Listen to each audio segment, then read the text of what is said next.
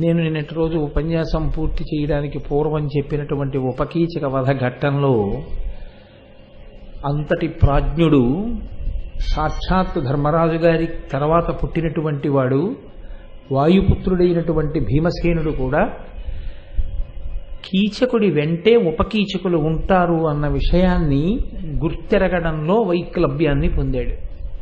దానివల్ల ఎంత ప్రమాదం ముంచుకొచ్చిందో అది మనిషి తన ఊహ చేత జయించడం సాధ్యమయ్యే విషయం కాదు. ఇప్పుడు నేను వస్తుంటే మా దొరగారు నాతో అదే మాట్లాడుతున్నారు.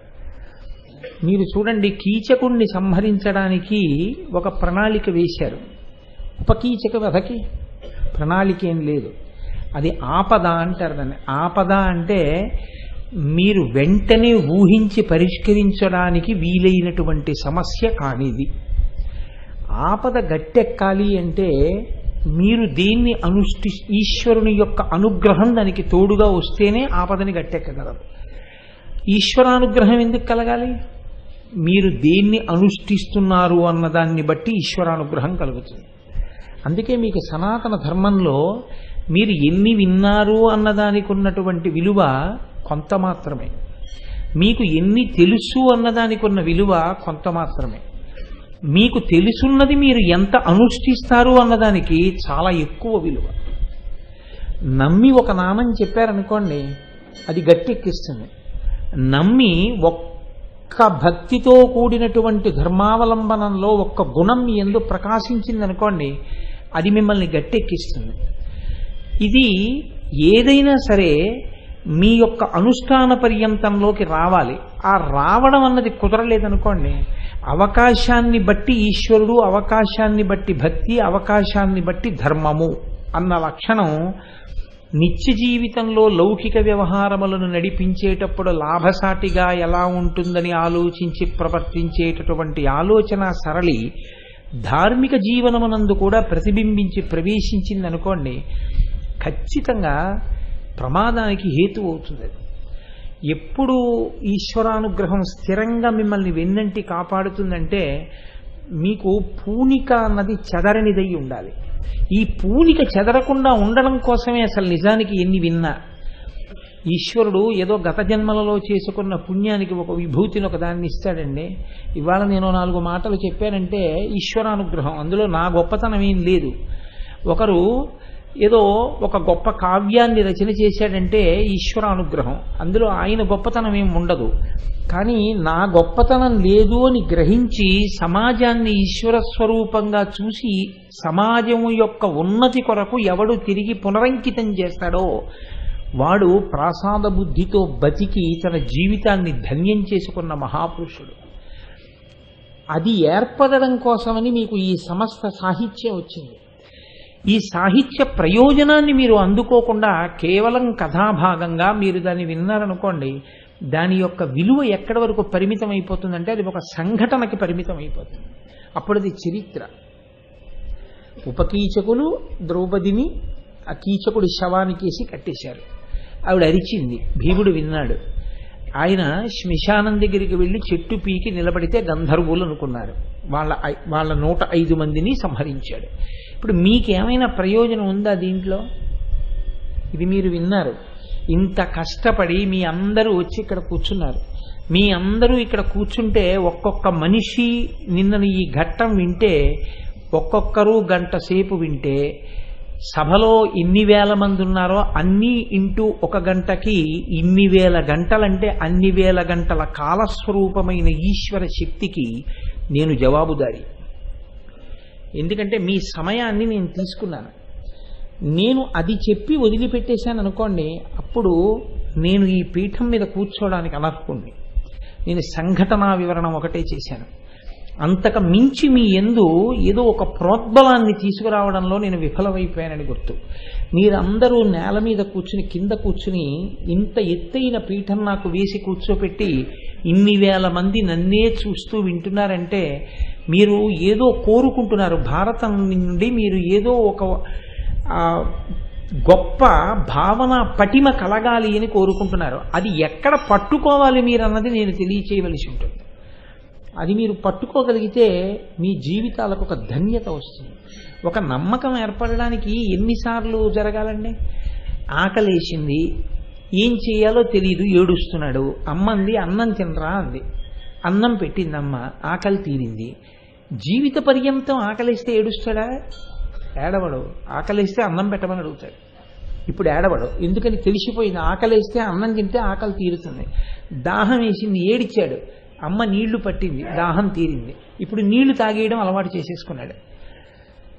ఏదో తోచట్లేదు, 4 కీర్తనలు వినడం అలవాటు చేసుకున్నాడు, తోచిపోయింది. ఇప్పుడు తోచట్లేదని ఏడుస్తాడా? 4 కీర్తనలు వింటాడు.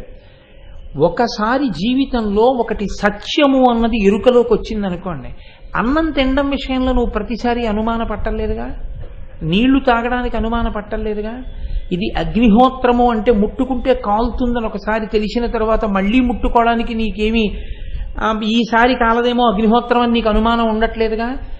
ఇతిహాసాన్ని వేదవ్యాసుడి వంటి మహాపురుషుడు, తిక్కనగారి వంటి సోమయాజీ మనకు అందించినప్పుడు వినడం వల్ల కలగవలసినటువంటి పూనిక ఎటువంటిదంటే, దీన్ని నేను అనుష్ఠాన పర్యంతంలోకి తెచ్చుకుని నేను కూడా ఆపద నుంచి గట్టెక్కగలను, ఈ పూనిక రావాలి. ఇది నేను అందుకే చెప్పింది, ఒకే వృత్తాంతం 2 మలుపులు తిరిగింది. కీచక వధ భీమ ప్రణాళిక, ఉపకీచక వధ భీముడి ఊహ కందనిది. ఊహ కందని దాని నుంచి ఎలా బయటపడ్డారు ఇద్దరు? అజ్ఞాతవాసం భంగం కాకుండా కేవలం ఈశ్వరానుగ్రహం. అది తప్ప మీకు నేను ఒక్క మాట ఇప్పుడే అంటున్నాను దొరగారితో, భీముడికి నిద్ర పడితే ఏమై ఉండేదండి? ఆయనేం మామూలుగా లేడు, అంతసేపు మల్లయుద్ధం చేశాడు, అలిసిపోయాడు, వచ్చి ఒళ్ళు కడుక్కున్నాడు, పుడిపంచె కట్టుకున్నాడు, పడుకున్నాడు, నిద్ర పట్టేసింది, అయిపోయిందంతే విరాటపురం. అసలు మహాభారతం ఎటు తిరుగుతుందో ఇక మీరు ఊహించలేరు. నిద్ర కేవలము ఈశ్వరానుగ్రహము అని శాస్త్రాలు చెప్తున్నాయి మనకి. ఎందుకంటే నిద్రాకాలిక సుఖమును ఇచ్చేటటువంటి స్వరూపం కేవలం పరమశివుడు. అటువంటి శివానుగ్రహం నిద్ర పట్టకపోవడంగా భీముని యందు ప్రవర్తించింది. నిద్ర పట్టేసింది అనుకోండి, మీరు చూడండి, గోదావరి ఎక్స్ప్రెస్లో వస్తుంటారు, రాజమండ్రి దగ్గర లేస్తారు, సామర్లకోట వచ్చేస్తుంది, దిగిపోవాలని చెప్పి. నేను ఎంతో మందిని చూశాను, కూర్చుని కిటికీలోంచి చూస్తుంటారు, ఇంకా అనపర్తే కదా దాటిందని వెనక్కి వాలి కళ్ళు మూసుకుంటాడు, అనకాపల్లిలో తెలివి వస్తుంది. మళ్ళీ అక్కడి నుంచి ఇక్కడికి వచ్చేటప్పటికి ఆయన ఏ కార్యం మీద బయలుదేరాడో ఆ కార్యం భగ్నం కూడా అవుతుంది ఒక్కొక్కసారి. అది తెల్లవారక ఏ ముహూర్తానికో వెళుతున్నాడు అనుకోండి, ఆయన వచ్చేప్పటికి ఆ పెళ్ళి అయిపోతుంది. కాబట్టి కేవలం నిద్ర పట్టడం ఒక్కొక్కసారి వరం, కేవలం నిద్ర పట్టకపోవడం ఒక్కొక్కసారి వరం. ఎప్పుడు ఎలా ఏది ఎంత మేర మీ యందు ఉండాలో మీరు నిర్ణయించుకుంటే సరిపోదు, ఈశ్వరానుగ్రహం కలిసి రావాలి. భీముడికి నిద్ర పట్టకపోవడంలో, ద్రౌపదీదేవి కేక ఆయనకి వినపడడంలో ఉందంతే కథ మలుపు. హోర్న వాన పడిందండి, అయిపోయిందా విరాటపురం? హోర్న కురుస్తోంది వాన. వినపడతాయా ద్రౌపదీదేవి కేకలు? ఇప్పుడు భీముడి చెవిన ఆ కేక పడేటట్టు చేసి భీముడు వచ్చి అంత ఆపదలో, అంత ఉత్కంఠలో, నేను ముందు శ్మశానానికి పరిగెత్తి చెట్టు పీకి పట్టుకుని నిలబడితే చీకట్లో 5 గంధర్వులు అనుకుంటారనేటటువంటి ఆలోచన వచ్చి అజ్ఞాతవాస భంగం కాకుండా కార్యం జరిగేట్టు చూసిన వాడు ఎవరిని మీరు ఆపాదించి చెప్పగలరా? ఎవరో ఒకరికి కీర్తి మీరు కట్టబెట్టి మాట్లాడగలరా? కుదరదు. ఎట్నుంచి ఎటొచ్చినా ఈశ్వరుడే దానికి పరిష్కారం. ఇది ఎలా ఎందుకు అందాలి? ఇది ద్రోణుడు అంటాడు ఈ మాట, అది గురువు. ద్రోణుడనే పిలవబడ్డాడు, తర్వాత ఆచార్యుడయ్యాడు, ద్రోణాచార్యుడు అయ్యాడు. అందరూ ఒకలా మాట్లాడితే ద్రోణుడు ఒకలా మాట్లాడతాడు. ఎందుకు మాట్లాడతాడో తెలుసా అండి? పూనిక, నమ్మకం. నమ్మకం ఉన్నవాడు, ఈశ్వరుణ్ణి నమ్మినవాడు, గురువుని నమ్మినవాడు ఒకలా మాట్లాడతాడు. నేను ఇందాక అన్నానే, లౌకికమైన కార్యక్రమ నిర్వహణ ఎలా ఉంటుందో ఈశ్వర భక్తి అలా ఉన్నవాడి మాట ఒకలా ఉంటుంది. అది పూర్ణమైనటువంటి పూనికతో ఉండదు. మీకు నేను ఇంకొక విషయం చెప్తా విరాటపురం నుంచి, బాగా గమనించండి. నిన్న ద్రౌపదీదేవి ఏమంది? 13 రోజులుందమ్మా, ఇంకా 13 రోజులుంది, నేను కొంచెం నా మర్యాద చెల్లించుకోవలసిన అవసరం, ఇంకొక 13 రోజులు నీ అంతఃపురంలో ఉంటాను. నా భర్తలైన 5 గంధర్వులు నిజరూపాలతో నీకు కనపడతారు. నాకు చేసిన ఉపకారానికి వారు ఉత్తినే వెళ్ళరు, నీకు మహోపకారం చేస్తారంది అన్నది కదా నిన్న ద్రౌపదీదేవి. 13 రోజులు ఉండగా ఈ సంఘటన జరిగింది అని చెప్పకనే చెప్తోందా లేదా? ఇది 6 నెలల ముందు జరిగి ఉంటే, కీచకుడు అజ్ఞాతవాసం 13 రోజుల ముందే ద్రౌపదిని చూడాలని ఎక్కడుందంటే 2 రోజులు కదా చచ్చిపోయాడు. 13, 2, 15 రోజులు అంటే పక్షం ముందు ద్రౌపదీదేవిని చూశాడు. అప్పటికి ఆవిడ ఎన్ని నెలల నుంచి ఉంటుంది అక్కడ? 10 నెలల పైచిలుకు నుంచి ఉంటుంది. అంతకు ముందే ఎప్పుడో అప్పుడు కీచకుడికి అక్క దగ్గరికి ఎడదామన్న బుద్ధి పుట్టి ద్రౌపదీదేవిని చూసి ఉంటే, కీచక సంహారం జరిగి ఉంటే దుర్యోధనుడు పసిగట్టాడు. పసిగట్టి ఉత్తర గోగ్రహణం దక్షిణ గోగ్రహణం ఏకకాలంలో చేశాడు. అది వెళ్ళిన 2 నెలల తర్వాత జరిగి ఉంటే విరాట పర్వంలో అజ్ఞాతవాసం పూర్తి అయి ఉండేదా? కేవలం 13 రోజుల ముందు వరకు ద్రౌపదీదేవి కీచకుడి కంట పడకుండా ఉండడంలో ద్రౌపదీదేవి గొప్పతనం ఉంది అని మీరు చెప్తే, నేనంటాను 15 రోజుల ముందు పడడంలో కూడా మరి ద్రౌపదీదేవి గొప్ప ఉండాలి కదా అంటాను. ఆవిడ ఆయన కంట పడింది అంటే ఆవిడ కావాలని ఆయన కంట పడలేదే. యాదృచ్ఛికము అంటాం, కాకతాళీయము అంటే ఒక కాకి చెట్టు మీద వాలడం ఎలా ఉంటుందో తాటి చెట్టు మీద అలా, మన చేతిలో లేని విషయం. 13 రోజుల ముందు మాత్రమే చూశాడు కాబట్టి కీచక వధ జరిగింది, అజ్ఞాతవాసము పూర్తయింది. ఎవరు ఆపారంటారు కాలగతిలో దీన్ని? ఇది ఈశ్వరుడు అంటే. ఇదే సనాతన ధర్మాన్ని మీరు జాగ్రత్తగా పరిశీలనం చేసి చూస్తే ఏ గురువు చెప్పినా ఇదే మాటలు చెప్తారు. ఏ గురువు చెప్పనివ్వండి, ఇదే మాట చెప్తారు. దీపం ఉండగా ఇల్లు చక్కబెట్టుకో, ఈశ్వరుడు నీకు ఇచ్చినటువంటి జీవన కాలాన్ని జీవితాన్ని సద్వినియోగం చేసుకుని గట్టెక్కేసే ప్రయత్నం చెయ్యి. ఒక్కసారి ఇది పడిపోయిందంటే మళ్ళీ ఇందులోకే వస్తావన్న నమ్మకం ఏం లేదు. ఒకవేళ వచ్చినా మహాభారతం రామాయణం మీద ఆసక్తి కలిగిన వాడివై నమ్మకం ఉన్నవాడివై పుడతావని నమ్మకం లేదు. పుట్టినా నీకు చెప్పేవాడు ఒకడు దొరుకుతాడని నమ్మకం లేదు. దొరికినా నీకు విశ్వాసం నిలబడుతుందని నమ్మకం లేదు. నిలబడినా నువ్వు అనుష్ఠించడానికి ప్రతిరోజు నీకు అటువంటి సమాజంలో బ్రతికేటటువంటి అదృష్టం కలిగిన వాడిగా ఉంటావని నమ్మకం లేదు. దానికి ప్రతిబంధకములు ఎక్కువగా ఉండే జీవితంలో ఉండకుండా ఉంటామని నమ్మకం లేదు. ఈ జన్మలో ఇప్పుడు ఇచ్చిన దాన్ని వదిలి ఏదో జన్మలో ఏదో సాధిస్తానంటే ఎలా కుదురుతుంది? తస్మాత్ జాగ్రత్త జాగ్రత్త. వాళ్ళు ఏ ధర్మం పట్టుకున్నారో అది వాళ్ళకి ఈశ్వరానుగ్రహాన్ని ప్రతి క్షణం అందిస్తోంది. ఆపద అన్నది వాళ్ళ దగ్గరకి వెళ్ళలేకపోతోంది. మీరు బాగా గమనించండి. ఆపదని పాండవులు గట్టెక్కుతున్నారా, ఆపదలు పాండవుల్ని చుట్టుముట్టలేకపోతున్నాయా? మీరు జాగ్రత్తగా గమనించండి.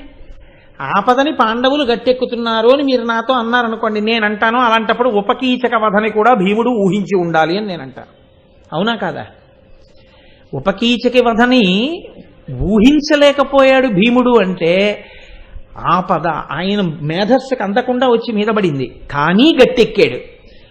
తన మేధస్సుతో గట్టెక్కకుండా అకస్మాత్తుగా ఒకటి కలిసొచ్చి గట్టెక్కాడంటే అది ఎట్నుంచి కలిసి వచ్చిందో మీరు చెప్పలేని స్థితి.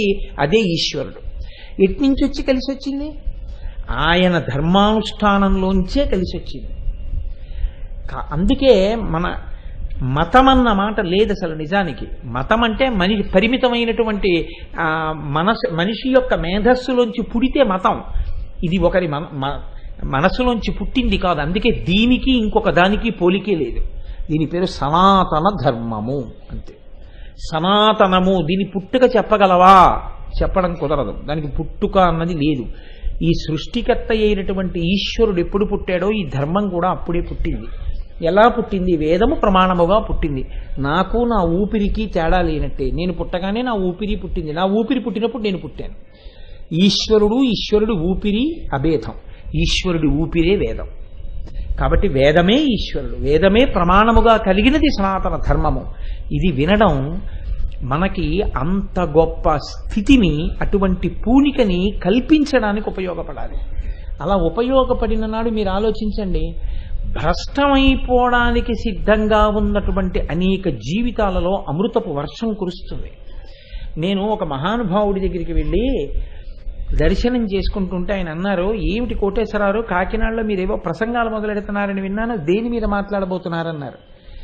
అయ్యా, మీ వంటి పెద్దల దగ్గర దీని మీద మాట్లాడుతున్నానని చెప్పగలిగిన సమర్థత కలవాడను కాను, కానీ విరాట పర్వం గురించి ప్రసంగం చేయబోతున్నాను అన్నాను. అంటే ఆయన నాతో అన్నారు, ఓ విరాట పర్వమా, అమృతవర్షం అన్నారు. ఎంత పెద్ద మాట చూడండి. ఆయన ఏమన్నారంటే వర్షం అనలేదు, అమృత వర్షం అన్నారు.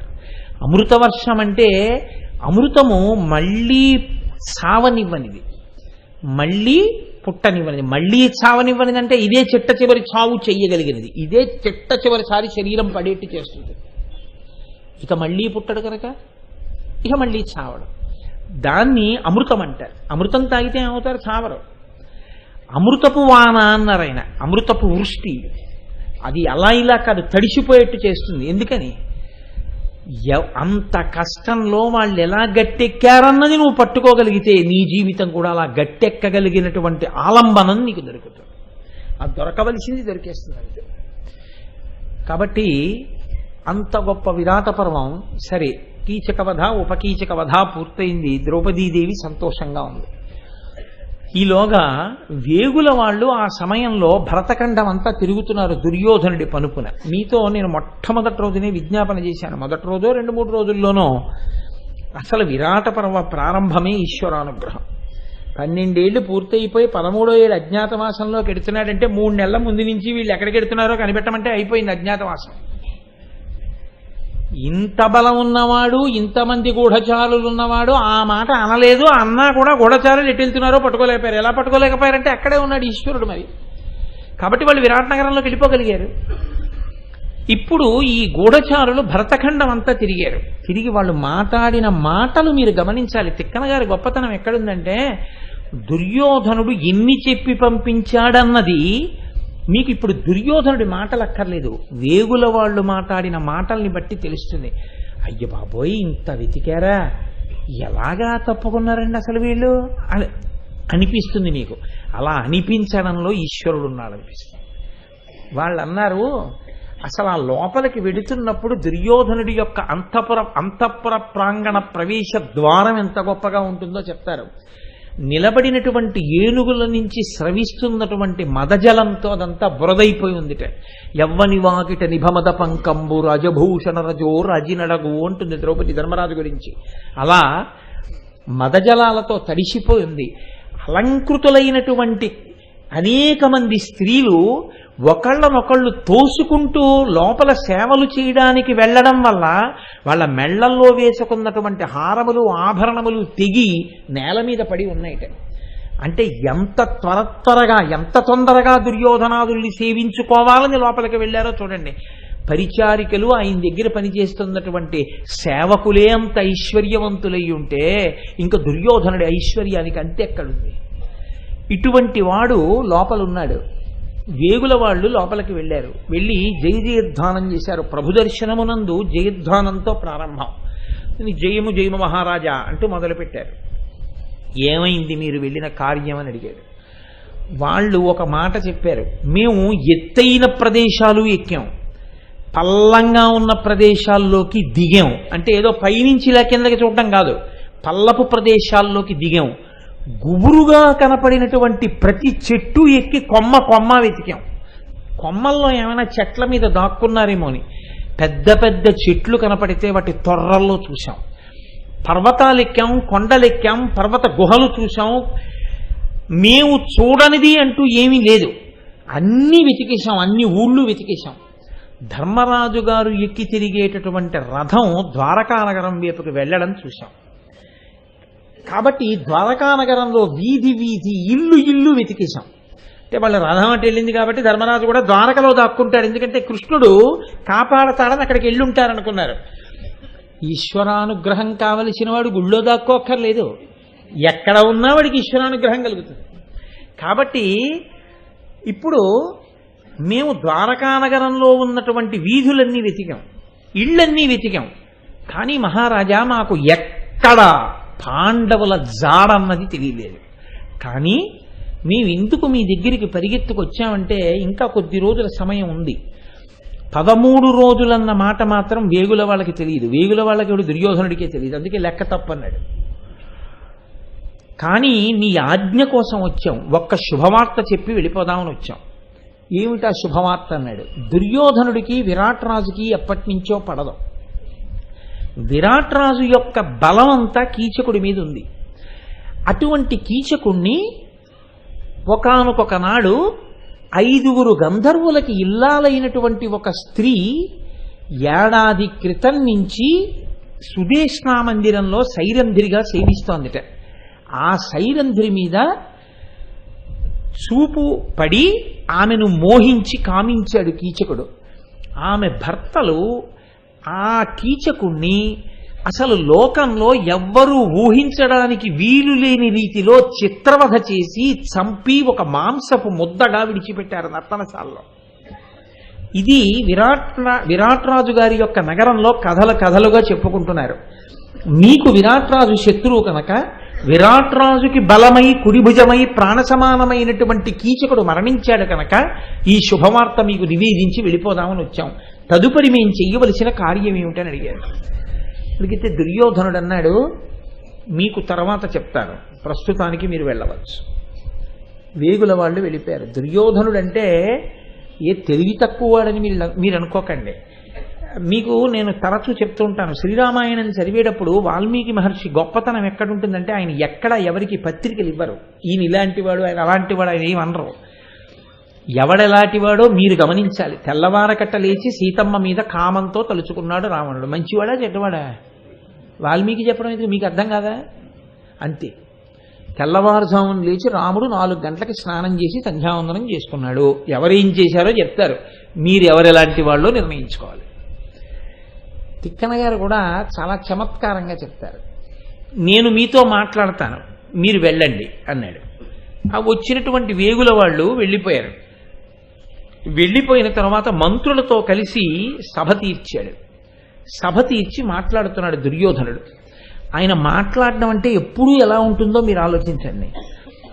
సమయ సముచిత కృత్యంబు చక్క చేసి పాండవులు రాజ్యమున కాన పడకమున్న అరసి ఇరిగి అరణ్యంబునందు దొంటి ఎట్లా ఇడుమల గడవబో నడుపవలయు. మనం ఇప్పుడు సమయోచితమైనటువంటి కార్యం ఒకటి చెయ్యవలసి ఉంది. పాండవులు అజ్ఞాతవాసంలో ఉన్నారు, చాలా నెలలు గడిచిపోయి. తొందరగా పాండవులు ఎక్కడ ఏ రూపాలతో ఉన్నా మనం పట్టుకోవాలి. పట్టుకుని పాండవుల్ని గుర్తించేస్తే మళ్ళీ పాండవులు 12 ఏళ్ళు అరణ్యవాసం, 1 సంవత్సరం అజ్ఞాతవాసానికి వెళ్ళిపోతారు. మీరు ఒకటి ఆలోచించండి, మేము వెళ్ళామంటే వాళ్ళు ఇప్పుడు తన అర్ధరాజ్యం ఇవ్వనంటున్నాడుగా, అంత మొండితనం వాళ్ళు ఉంటే ఆయన నమ్మకం ఏమిటో తెలుసా అండి? ధర్మరాజు అలా అనడం. అందుకే విచిత్రం ఏమిటంటే 12 సంవత్సరం అజ్ఞాతవాసం అయిపోయిందంటాడు భీష్ముడు, అవలేదంటాడు దుర్యోధనుడు. ఎవరు చెప్తే నమ్ముతాడు? ఆఖరికి వేగుల వాళ్ళని పిలిచన్నాడు, మీరు మారువేషంలో వెళ్ళి ధర్మరాజుని అడగండి అయిపోయిందో లేదో అన్నాడు. వాళ్ళు మారువేషంలో వెళ్ళి ధర్మరాజుని అడిగారు, అయిందా నిజంగా అజ్ఞాతవాసం ఏడాది అన్నారు. అయిపోయిందని ఆయన లెక్క చెప్పాడు. ఆయన లెక్క వినలేదు దుర్యోధనుడు. ధర్మరాజు గారు చెప్పారు అయిపోయింది టండి అన్నాడు. అయితే అయిపోయి ఉంటుంది అన్నాడు. అంటే నమ్మకం ఏమిటో తెలుసా అండి? ధర్మరాజు అబద్ధం ఆడటం, ధర్మరాజు ధర్మం తప్పడం. ధర్మం తప్పడు కాబట్టి ఆయనకి ధర్మం రక్షణగా నిలబడుతుంది అని దుర్యోధనుడు అనుకుని ఉంటే భారతం ఇంకోలా ఉండేది. మీరు గమనించండి, ధర్మరాజు ధర్మం తప్పడు. ధర్మం తప్పని ధర్మరాజు గీసిన గీత 4 తమ్ముళ్ళు దాటరు. ఇది తెలియదా దుర్యోధనుడికి? ఖచ్చితంగా తెలిసి. ఇప్పుడు నేను చెప్పిన ఉదాహరణ మీకు చాలదా? నా సొంతం కాదు, మీరు భారతంలో ఉంది చదవండి. ఇది తెలిసి ఉంటే ఇంత ధర్మం తప్పనివాడు కాబట్టి ఈశ్వరానుగ్రహం ధర్మజునికి ఉంటుంది.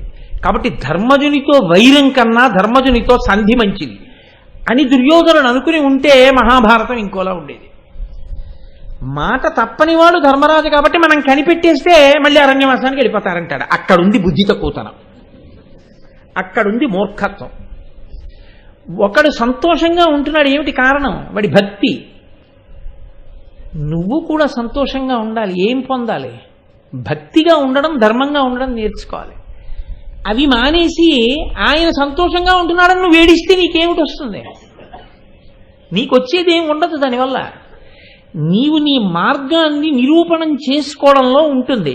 ఇది చాలా మందికి ఉండే గుణం ఎక్కడుంటుందంటే, భగవద్భక్తి గొప్పది అంగీకరిస్తారు, ధర్మం గొప్పది అంగీకరిస్తారు. ఉత్తర క్షణం చాటుకెళ్ళి ఏమంటారో తెలుసా అండి, అబ్బా ఆయనదంతా చాదస్తం అండి, అలాగే ఉంటాడంటే. అప్పుడు ఇంక నీకెందుకు పనికి వచ్చింది అది? అది చాదస్తం అయితే నీకు ఇంకెందుకు పనికిరాదు అది. దానికన్నా కాస్త పై స్థాయిలో నిలబడితే దుర్యోధనుడు అంతే. కాబట్టి ఆయన ఏమంటాడంటే, పాండవులు రాజ్యమున కానపడకయున్న అరసి ఎరిగి అరణ్యంబునందు దొంటి ఎట్ల ఇడుమల గడవబో నడుపవలయు. అరణ్యములలో ఇంతకుముందు పాండవులు ఎలాంటి కష్టాలు పడ్డారో అలాంటి కష్టాలు పడేటట్టుగా మళ్ళీ మనం చెయ్యాలి. దానికి ఏమిటి మార్గం? వాళ్ళు ఎక్కడున్నారో కనిపెట్టడమే. బుద్ధి ఉన్నవాడైతే ఏమనాలి? ఇన్ని నెలలు గడిచింది, అంగుళం వదలకుండా వెతికారట వేగులు, కనపడలేదు పాండవులు. వాళ్ళ ధర్మం వాళ్ళని కాపాడింది. సాధ్యమా దాక్కోవడం? అంతటి తేజోమూర్తులు అయితే, అదే జనమేజయుడైతే అన్నాడు, వాళ్ళు దాక్కోవడానికి వాళ్ళ తేజస్సే వాళ్ళకి అడ్డం ఎలా దాక్కుంటాడని అడిగాడు. ఈ మాట దుర్యోధనుడు అనుండుంటే సంధికి వెళ్ళుండేవాడు, ఇంకోలా ఉండుండేది.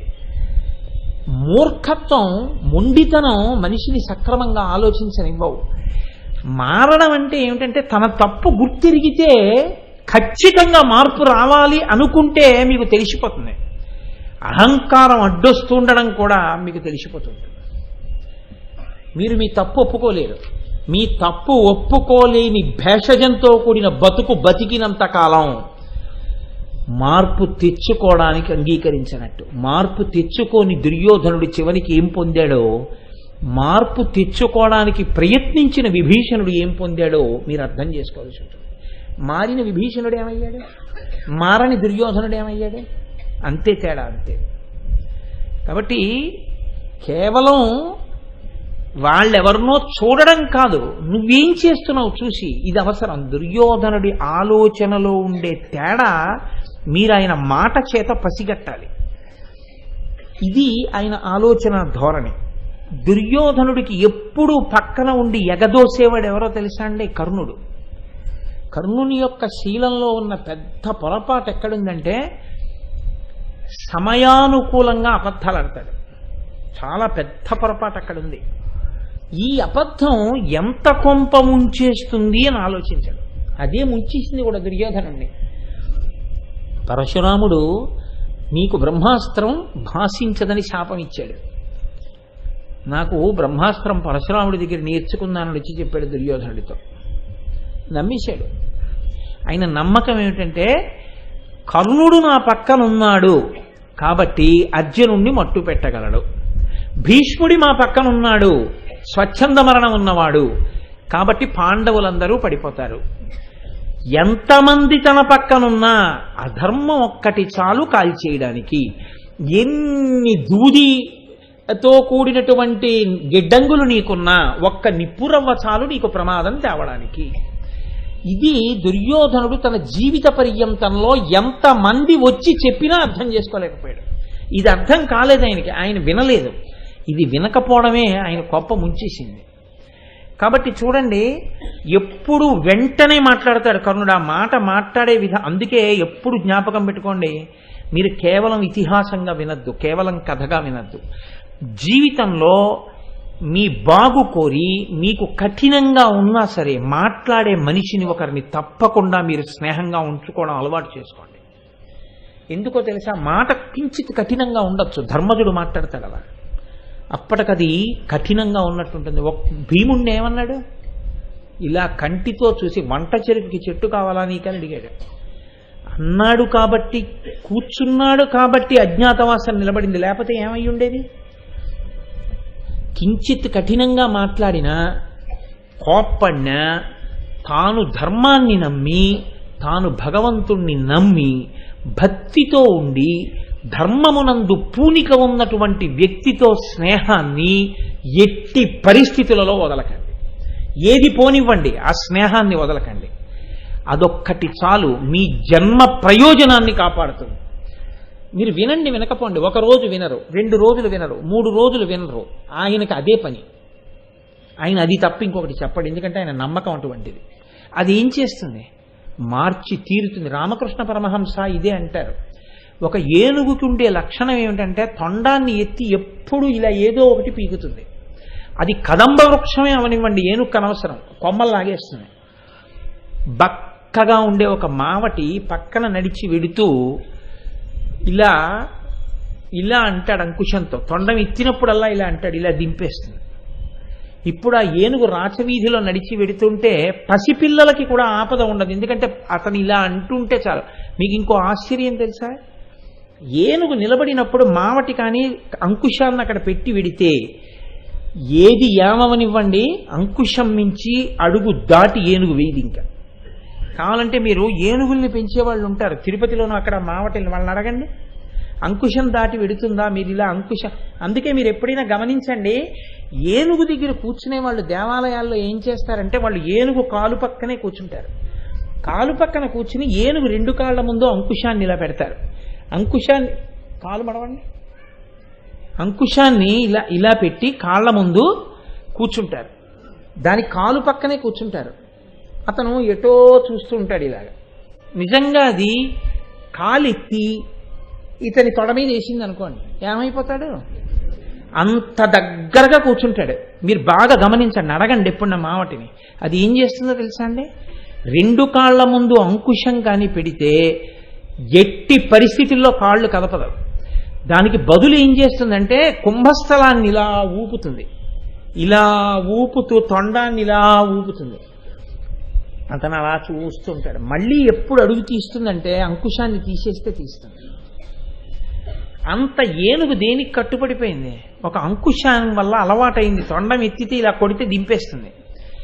ఒక్క ధార్మికుడైన వ్యక్తితో మీ స్నేహం మీ జీవితంలో ఉన్నటువంటి దురలవాట్లని క్రమక్రమంగా తీసేసి ధర్మపథంలో నడవడం అలవాటు చేస్తుంది. అది మీకు ఎంత ప్రయోజనాన్ని ఇస్తుంది అన్నది నేను చెప్పడం సాధ్యం కాదు, నా వల్ల కాదది. ఆ ప్రయోజనాన్ని కన్న తల్లిదండ్రులు కాదు, సమాజమంతా కలిసి కూడా ఇవ్వలేదు. ఒక ధార్మికుడితోటి స్నేహం ఒక్కటేది ఇవ్వగలదు. అందుకే సత్సంగత్వే నిస్సంగత్వం అంటారు శంకర భగవత్పాదులు. ఇది దుర్యోధనుడికి లేదు. అతనికి ఉన్న పెద్ద ప్రమాదం ఎక్కడొచ్చిందంటే అసలు అతన్ని ఎప్పుడూ రెచ్చగొడతాడు. ఒక మాట అన్నాడు అనుకోండి, వెంటనే అతని ఆలోచన ఇంకొక వైపుకి వెళ్ళనివ్వడు కర్ణుడు. ఇలా చేస్తే ఏమవుతుంది అంటాడంటే ఏదైనా సరే తృణప్రాయం. మీరు చూడండి, భీష్ముడు తృణప్రాయం, ద్రోణుడు తృణప్రాయం, కృపాచార్యుడు తృణప్రాయం. నేను అన్నానది కాదు, మీరు చదవండి ఒకసారి. ఎంత దానకర్ణుడైతే ఎవరికి కావాలి. మాట యందు ఎంత అధిక్షేపిస్తాడో, ప్రతివాణ్ణి అధిక్షేపిస్తాడు. నువ్వు పోయే వరకు నేను యుద్ధానికి రానన్నాడు భీష్మాచార్యులంతటి మహానుభావుణ్ణి. ఆఖరణ ఆయన అంపశయ్య మీద పడుకుంటే అప్పుడు వచ్చాడు దిగులు పడి. అప్పుడు బుద్ధి చెప్పారు భీష్మాచార్యుల వారు. అంత అధిక్షేపణ. వెనక్కి వెళ్ళి నించో అన్నాడు ద్రోణాచార్యుల వారిని ఉత్తర గోగ్రహణంలో. అటువంటి మహానుభావుడు ద్రోణుడు. అన్నిటికన్నా ప్రమాదం అధిక్షేపించి మాట్లాడడం, ప్రత్యేకించి గురువుని. నువ్వు గురువు గారు అని ఒకసారి పిలిస్తే వెంటనే కట్టడి ఉండాలి. ఇంకా నువ్వు ఆయనని అతిక్రమించి మాట్లాడే అధికారాన్ని నువ్వు కోల్పోయావు, నీ అంత నువ్వు వదులుకున్నావు. కాబట్టి నువ్వు గురువుగారిని పిలిచావు. నువ్వు గురువుగారిని పిలిచిన తర్వాత ఇంకా ఆయన ఎందు వంక పెట్టి మాట్లాడే అధికారం నీకు లేదు. ఒకవేళ ఆయనకి ఏదైనా వంకర ఉంటే ఆయన దిద్దుకుంటారు. ఆయన వంకర చెప్పడానికి ఆయనకో గురువు గారు ఉన్నారు. నువ్వు మాత్రం పనికి రావు దానికి. అది నీ బాధ్యత కాదు. నీవు కొడుకువైతే నీ తండ్రి సేవ చేయడమే తప్ప నీ తండ్రిలో వంకర చూడడానికి నువ్వు కొడుకుగా సరిపోవు. చంద్రశేఖర భారతి ఇదే అంటాడు. గురువుకి శిష్యుడికి అయితే శిష్యుడికి గురువు యొక్క వంకర చూసే అధికారం లేదు. అసలు ఆ ప్రసక్తి రాకూడదు. అది వచ్చింది గురువు వదిలిపెట్టేయవలసి ఉంటుంది. ఎందుకంటే ఇంకా దాన్ని అది చాలా ప్రమాదకరమైన పోకడ కింద గుర్తు. కాబట్టి చూడండి, ఎక్కడ వస్తుందంటే దుర్యోధనుడికి ప్రమాదం, పక్కనున్న కర్ణుడి మాటల్లోంచి వస్తుంది. మీరు విరాట పర్వాన్ని విరాట పర్వంగా కథగా వినవద్దని నేను అందుకే పునఃపునః మనవి చేస్తున్నాను. కథాభాగంగా చెప్తారు. ఎందుకు చెప్పాలి, ఎందుకు ఆంధ్రీకరించాలి తిక్కన గారు? ఇది మన జీవితాల్ని పండించే సందేశంతో ఉంది కాబట్టి. ఇప్పుడు మీరు ఎవరి మాటలు ఎక్కువ లెక్కలోకి తీసుకోకూడదో కూడా దృష్టిలో పెట్టుకోవాలి. జల్లెడ గొప్పతనం ఎక్కడుంది? మీరు ఏది పోసినా ఏమందో. జల్లెడ కదిలిందనుకోండి, ఏది తన కన్నములలోంచి దిగిపోతుందో దాన్ని అంతటినీ వదిలేస్తుంది, ఏది అంతకన్నా పెద్దదో దాన్ని తనలో ఉంచుకుంటుంది. అంతే, అదే జల్లెడ శక్తి. మీరు సమాజం అన్న తర్వాత చాలామంది మీ చుట్టూ వస్తారు. మీరు వింటూ ఉంటే సుచీంద్రంలో ధర్మరాజు గారు అంటారు, చీపురు పుల్లు ఇటు పెడితే కెడుతుంది జల్లెడలా. అందులో మంచి ఉంటే పట్టాలి, పుల్లుంటే వదలాలి. అది రాలేదనుకోండి, ప్రతి మాటకి మీరు ప్రభావితులైపోయారనుకోండి, ప్రమాదం వస్తుంది, జీవితం పాడైపోతుంది. అంటే చూడండి ఎక్కడుందో దుర్యోధనుడు పాడవడం అన్నది. కర్ణుడు అంటాడు, వివిధ దుర్నిరూపవేషముల్గైకొని నిఖిల దిశలయందు నిపుణ వృత్తి నిరుగునట్లుగా అనేకుల బుచ్చిన నిల్లి నేటిలోన నిరుగబడరే. అంతే అర్థమైంది ఆయనకి పాండవులంటే. అది పెద్ద విషయం ఏమిటన్నాడు అంతే. కొంతమంది చూడండి చాలా చులకనగా మాడతారు. ఆయనన్న మాట అసలు వాడా అంటారు. ఎవరి పేరు మీరు ఎత్తండి, ఆయన అన్న మాట ఉండదు అసలు. వాడండే మనకి తెలిసండి అంటారు. మనకంటారు, నాకనరు. నాకంటే వాళ్ళకి తక్కువ, మనకి అన్నింటి మనకి ఏమిటో బహువచనం ఏమిటో మనకి తెలిసండి అంటాడు. ఏదైనా సరే మనం చేసేద్దాంలేండి అంటాడు. అన్నీ ఉత్తిది, వాడేం చేయలేడు. అన్నిట ప్రగల్భమే. అంటే చులకన భావం అన్నమాట. అవతల వారి ఎందు చాలా నైత్య సంధానం. వాడెంత. కర్ణుడికి ఎన్నడూ అవతల వారి ప్రజ్ఞ గుర్తెరగలేడు. ఇది చాలా ప్రమాదకరమైన పోకడండి. అవతల వారి యందు ఉన్న ప్రజ్ఞని గుర్తెరగకపోవడం మనిషి పతనానికి హేతు. కాబట్టి అంటున్నాడు, పాండవుల అది పెద్ద విషయం ఏంటి? అన్ని దిక్కులకి వేగుల వాళ్ళని పంపించండి, ఎక్కడున్నా పట్టేస్తారు. మరి వెళ్ళొచ్చిన వాళ్ళు ఏం చెప్పారు? మరి వెళ్ళారుగా వాళ్ళందరూ. మిట్టలెక్కాం, పల్లాలెక్కాం, గుహల్లోకి వెళ్ళాం, కొండల్లోకి వెళ్ళాం, నీళ్లలో దూరం, ఆ ఇళ్లల్లోకి వెళ్ళాం, వీధుల్లోకి వెళ్ళాం, నిప్పుల్లో దూకాం, నీళ్లల్లో దూకాం, పాండవులు కనపడలేదనేగా చెప్తున్నారు ఇన్ని నెలల నుంచి వీటికి. మరి ఈ సలహా ఏంటి? మాట్లాడే ముందు ఏమైనా యుక్తాయుక్త విచక్షణ ఉందా అంటే, మీరు ఇంగ్లీష్లో బయాస్ అనో మాట అంటుంటారు, బయాస్ ప్రిజుడీస్ అంటే అతను సమస్యని సమస్యగా చూడడు, సమస్యని వ్యక్తుల కోణంలో చూస్తాడు. పాండవులంటే పడదవు కాబట్టి పాండవుల్ని పట్టుకోవడం పెద్ద లెక్క ఏమిటి? వాళ్ళని ఎలా అయినా పట్టుకోవచ్చు. ఇంతకన్నా దారుణమైన ఆలోచన ఉన్నవాడు ఎవరో తెలుసా అండి? దుశ్శాసనుడు. అసలు మీరు ఆయన మాటలు వింటే ఆశ్చర్యపోతారు. ఆయన అన్నాడు, వలవదురోయ పాండవుల వారొక యూరటలేని త్రిప్పటన్ బలమరి వన్య సత్వముల పాల్పడి చచ్చిన చోట బూరియున్ మొలవదయింత కింకిట మనోముదమొస్తలితంబుకాన విచ్చల విడి రాజ్యలక్ష్మిదగు చందమునన్ కొనియాడు మున్నతిన్. ఏంటి ఇంకా పాండవులు పాండవులు పాండవులు, ఇంకా పాండవుల్ని వెతకడం, పాండవుల్ని పట్టుకోవడం. 12 ఏళ్ళు అరణ్యవాసాల్లో తిరిగి తిరిగి తిరిగి తిరిగి తిరిగి బడలిపోయారు. అజ్ఞాతవాసంలో దాక్కోవడంలో ఏ జంతువు తినేసి శుభ్రంగా రక్తం మాంసం నాకేస్తే ఎముకలు కూడా భూమిలోకి వెళ్ళిపోయి పచ్చగడ్డి మొలిచి మిగిలిన పశువులు తింటుంటాయి. ఇంకా పాండవులు ఏంటి? ఆ మాట వదిలి బారేసి హాయిగా రాజ్యలక్ష్మిని అనుభవించాను నేను. అంత తేలిక. ఎవరి దుశ్శాసనుడు? మీరు ఆలోచించండి. ఏ పాటి పటిమ ఉన్నవాడు. పాండవులలో ధర్మరాజు గారి పేరులో దా అన్న అక్షరం పలకడానికి అర్హత లేనివాడు వాడు అంత డాబుగా మాట్లాడతాడు. మాట్లాడిన వాళ్ళందరూ గొప్పవాళ్ళని మీరు అనుకోకండి. అసలు ఎవడు ప్రాజ్ఞుడో వాడు చాలా గంభీరంగా మాట్లాడతాడు. ఆయన మాట చాలా విలువతో కూడినదై ఉంటుంది, చాలా లెక్క కట్టినదై ఉంటుంది. ఇతరుల యందు గొప్పతనాన్ని వెతుకుతాడు. నేనెంత వాడిని అంటాడు. మీరు చూడండి, ఈ దుశ్శాసనుడు స్వతహాగా సున్నా, ఎందుకు పనికిరాడు. పెద్ద వీరుడా కాదు, చదువుకున్నవాడా కాదు. ఏమిటొచ్చు దుశ్శాసనుడికి అంటే, అంధకారంతో, మొండి పట్టుదలతో, మూర్ఖత్వంతో, యుక్తాయుక్త విచక్షణ లేకుండా అన్నయ్య ఏం చేయమంటే చేస్తాడు. అదొక్కటే ఆయనకి తెలుసు. తన జీవితాన్నంతటినీ ఎక్కడికి తీసుకెళ్లి పెట్టేశాడో తెలుసా అండి? అన్నయ్య ఏం చెప్తే చేయడం. అన్నయ్య చెప్తున్నది ధర్మమా అనవసరం, అన్నయ్య ఏం చెప్తే చేస్తాడంతే.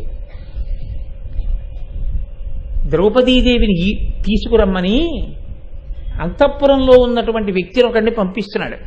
ఆయన భయపడ్డాడు, భీముడు చూస్తున్నాడని. నేను వెళ్ళి రమ్మన్నానన్న మాట గుర్తెట్టుకుని ఉత్తరోత్తరం ఎలా చంపేస్తాడో అని భయపడి వెళ్ళడానికి దగ్గుతున్నాడు. దుర్యోధనుడు పిలిచానంటే వీడు భయపడుతున్నాడు రా భీముడిని చూసి, నువ్వు వెళ్ళి తీసుకురా ద్రౌపదిని అన్నాడు. వెళ్ళి ఏదో కనుక్కొచ్చాడు, రానంటోంది, ఏదో ప్రశ్న అడిగింది, ఈడ్చుకురా అన్నాడు. వదిన గారు నేను ఈడ్చుకురావడం ఏమిటన్నయ్యా, తప్పు కదా అనలేదు. జుట్టు పట్టి ఈడ్చి తీసుకొచ్చాడు సభలోకి. చీర విప్పేరా అన్నాడు. అన్నయ్య రజస్వల అన్నయ్య, ఆవిడ ఏకవస్త్ర, ఆవిడ చీర విప్పడం ఏంటన్నయ్య సభలో? వదిన గారు అన్నయ్య, మనకి కన్న తల్లి చీర విప్పడం ఎటువంటిదో వదిన గారి చీర విప్పడం అటువంటిది. మహాపతివ్రత సభలో విప్పడం ఏంటన్నయ్య, తప్పు కదా, ఆ మాట నువ్వు అనొచ్చా అనలేదు, ఇప్పించాడు. కృష్ణ పరమాత్మ చీరలు ఇచ్చాడు, చేతులు నెప్పెట్టాయి, కింద కూర్చున్నాడు. ఘోషయాత్రలో దుర్యోధనుడు అన్ని దెబ్బలు దీని గంధర్వుల చేతిలో, ఇంకెందుకురా నా బతుకు చచ్చిపోతాను, నువ్వు రాజ్యం ఏలన్నాడు దుశ్శాసనుడు. అన్నయ్య నువ్వు రాజ్యం ఏలాలన్నయ్య, నువ్వు చచ్చిపోవడం ఏంటన్నయ్య, వెర్రేడిపి ఏడిచాడు.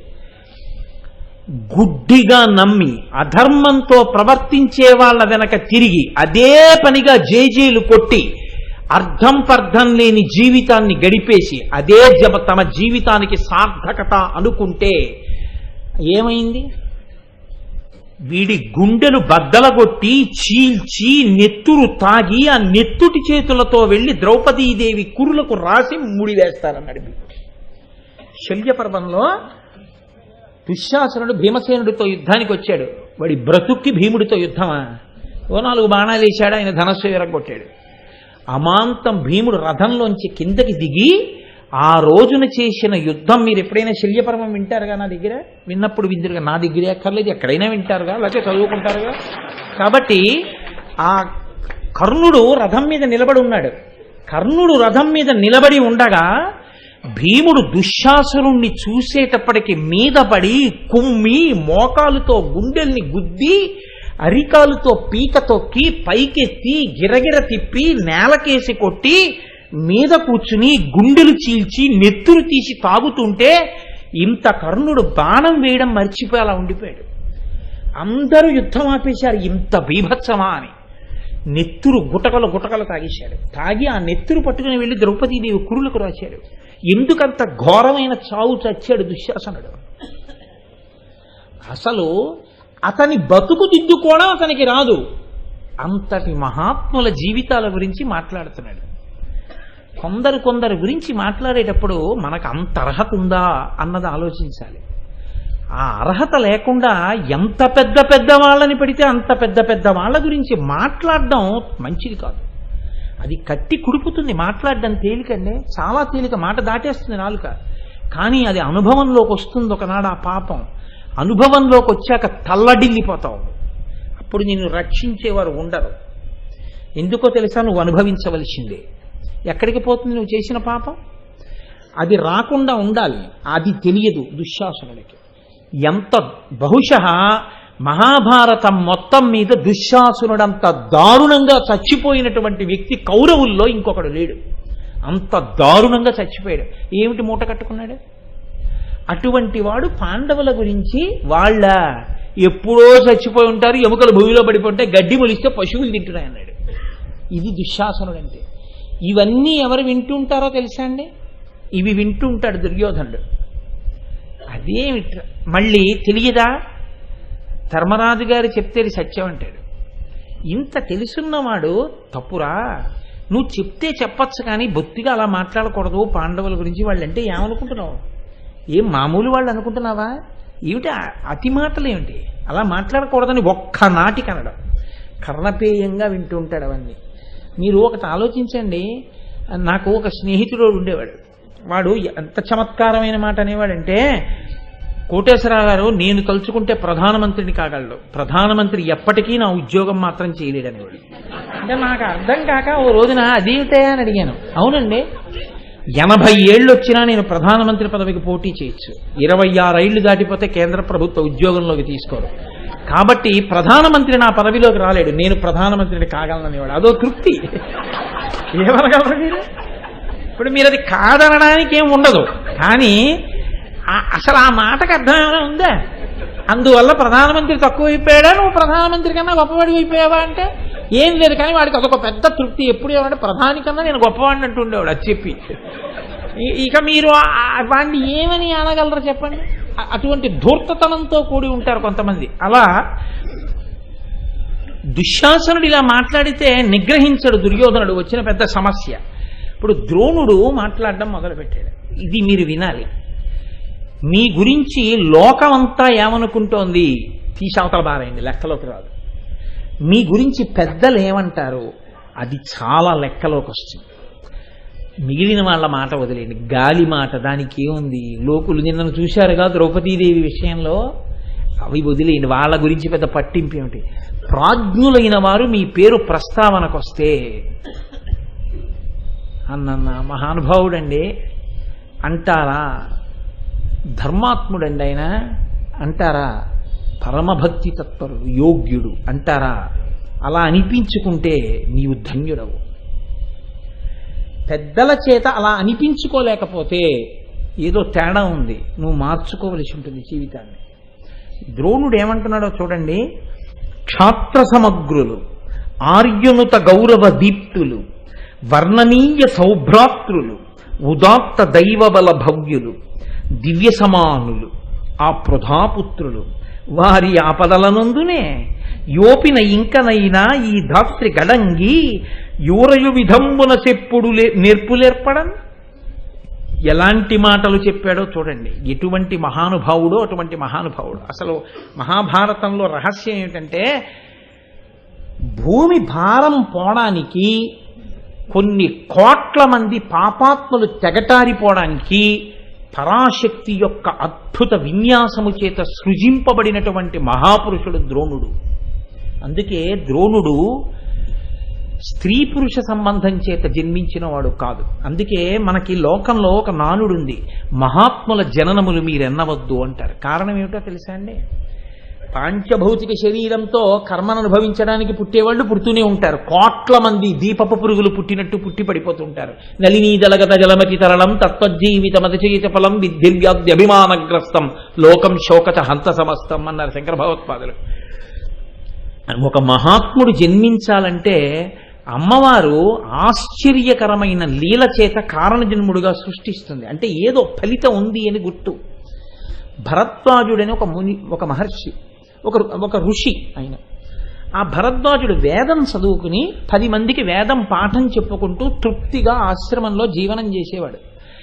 ఆయన ఆశ్రమం కట్టుకున్న చోటకి అప్సరసలు వచ్చి ఎప్పుడూ స్నానం చేసి వాళ్ళందరూ కూడా అక్కడ విహారం చేస్తుండేవారు. అది ఆయనకి తెలుసు. కానీ ఆయనకి దానితో ప్రమేయం ఏం లేదు. ఆయన తపస్సు, ఆయన నిత్యతృప్తుడు. మీతో నేను ఒక మాట అన్నాను, యతీనాం భూషణం జ్ఞానం సంతోషోహి ద్విజన్మనాం ఉద్యమం శత్రుహననం భూషణం భూతిమిచ్చతాం. యతి అంటే అర్థం ఏమిటంటే జ్ఞానము భూషణముగా కలిగినవాడు. బ్రాహ్మణుడు అంటే నిత్య సంతోషంతో ఉండేవాడు, తనకేదో రాలేదని ఏడిచేవాడు కాడు. సంతోషోహి ద్విజన్మనాం. కాబట్టి ఆయన ఎప్పుడూ సంతోషంతో తన వేదాధ్యయనం తాను చేసుకునేవాడు. కాబట్టి ప్రతిరోజు అప్సరసలు అక్కడికి వచ్చి స్నానం చేసి విహారం చేస్తారన్న చోట తపస్సు చేసుకోవాలనుకున్నవాడు ఆశ్రమం కట్టుకోవచ్చా అంటే అసలు ఆయనకి ఆ స్పృహ లేదు. అప్సరసలు స్నానం చేస్తే నాకెందుకు, దేవకాంతల అక్కడికి వచ్చి నాట్యం చేస్తే నాకెందుకు, నా గొడవ నాది. అలాగే బతికాడు. కాబట్టి ఆయనకు అసలు అటువైపుకు దృష్టి వెళ్ళలేదు అన్నాడు. అటువంటి వాడికి ఆశ్చర్యకరంగా ఒక రోజున ఆయన ఏదో వేదపాఠం చెప్పుకుని బయటికి వచ్చి బట్ట ఆరేసుకుంటున్నాడు. ఘృతాచి అక్కడ ఒక పర్వత శిఖరం మీద నిలబడి ఉంది. ఆవిడ్ని చూశాడు. అంతే, ఆయన ఎందుకు కామ ప్రచోదనం అయింది. మీరు చాలా జాగ్రత్తగా వినండి. మహాత్ముల యొక్క జీవితములను జననములను మీరు ఎంచవద్దు అని చెప్పడానికి శాస్త్రం కారణం అదే. ఇన్నాళ్ళు ఇంతమంది అప్సరసలు స్నానం చేస్తుంటే చూస్తే మనసు చెలించని వాడికి ఘృతాచిని చూస్తే మనసు చెలించి కామోద్రేకం కలిగి రేతస్సు స్ఖలనమైంది. ఎందుకు అలా జరగాలి అంటే ఒక కారణ జన్ముడు జన్మించాలి. పరాశక్తి నిర్ణయం చేసింది. ఇదే శంకర భగవత్పాదులు సౌందర్యలహరిలో చెప్తారు, హరిస్వామారాధ్య ప్రణత జన సౌభాగ్య జననీం అని. అమ్మవారు అనుకున్నప్పుడు కారణ జన్ములు జన్మించవలసి వస్తే ఇటువంటి చిత్రమైన విన్యాసాలు చేస్తుంది ఆవిడ. ఇప్పుడు ఆయన అనుకున్నాడు, ఇదేమిటి నాకు ఇలా ఎప్పుడు కామ ప్రచోదనం కలగదే, నా రేతస్సు పతనం కాకూడదే, ఏదో ఉంది పరాశక్తి ఆజ్ఞ అనుకున్నాడు. దానిని పట్టి ఒక ద్రోణి యందు ఉంచాడు. ద్రోణి అంటే ఒక కలశం, ద్రోణి యందు ఉంచాడు. అంటే ఆయన గమనించాడు, అది సామాన్యంగా ఒక స్త్రీని చూస్తే కలిగే కామం కాదు, కానీ రేతస్ఖలనమునకు అంతకన్నా మార్గం లేదు. కాబట్టి అమ్మవారు ఆయన మనసు కదిలేట్టు చేసి రేతస్ఖలనం చేయించింది. ఆయన గుర్తుపట్టాడు, ఏదో ఉంది ఇందులో రహస్యం. ద్రోణి యందు పట్టి ఉంచాడు. అది సరి అయిన కాలములో లోపల పిండముగా అయిపోయింది. చిత్రం ఏమిటంటే స్త్రీ సంపర్కం లేదు, లేకుండా ద్రోణి యందు కలశములోంచి ఆయన జన్మించాడు. ద్రోణము నుండి జన్మించాడు కాబట్టి ద్రోణుడు అని పిలిచారు. ఇప్పుడు చెప్పండి, కారణజన్ముడా కాదా?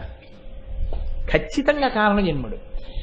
ఇటువంటి ద్రోణుడు తండ్రి గారు శరీరం విడిచిపెట్టేసిన తర్వాత తాను గృహస్థుగా చేయవలసిన కార్యక్రమాలకి పక్కన ధర్మపత్ని ఉండకపోతే చెయ్యడానికి వీలు లేదు కనుక భార్యని స్వీకరించాడు, కామంతో కాదు.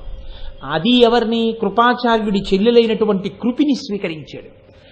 భార్యని స్వీకరించిన తర్వాత సంతానం పొందడం ధర్మం కాబట్టి ఒక్క కొడుకుని కన్నాడు, అశ్వత్థామని. ఇప్పుడు ఆ అశ్వత్థామకి తాగడానికి పాలు కూడా లేక ఏడుస్తున్నాడు. కృపెంది ఇంత దరిద్రం ఏమిటాయా ఎవరినైనా అడిగింది. మీకు నేను మొన్నటి రోజున ఎప్పుడో చెప్పాను ఈ వృత్తాంతం, ద్రుపదుడి దగ్గరికి వెళ్ళడం అది. ఆయన ఆ రోజుల్లో ఎవరైనా ఇంత ద్రవ్యం ఇస్తే బాగుండును అని ఎదురు చూస్తున్నాడు. అలా అని ప్రతి ఇంటి ముందుకి వెళ్ళి చెయ్యి చాపడు. భాగవతంలో కుచేలుడు లాంటి వాడు, నీచకృత్యానికి ఒడిగట్టడు, ఐశ్వర్యం కోసం వెంపర్లాడడం. కాబట్టి ఇప్పుడు విన్నాడు, పరశురాముడు భూమండలాన్నంతటినీ కూడా బ్రాహ్మణులకు దానం చేసేస్తున్నాడు తన ద్రవ్యాన్నని. పరిగెత్తుకుంటూ పరశురాముడి దగ్గరికి వెళ్ళాడు, ఏదో కొంత ద్రవ్యం ఇస్తాడని. పరశురాముడు అన్నాడు, ఆయనకి అప్పటికే ఆగ్నేయాస్త్ర ప్రయోగం అవి వచ్చు, అగ్నివేశుడు నేర్పాడు.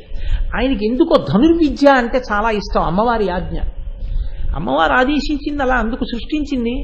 పరశురాముడి దగ్గరికి వెళ్ళి నేను నీ నుండి యాచించడానికి వచ్చానన్నాడు. ఆయన అన్నాడు, ఇప్పటికే నేను భూమిని కశ్యప ప్రజాపతికి ఇచ్చేశాను, నాకున్నదంతా బ్రాహ్మణులకు ఇచ్చేశాను, నాకు ఇవ్వడానికి ఏం లేదు.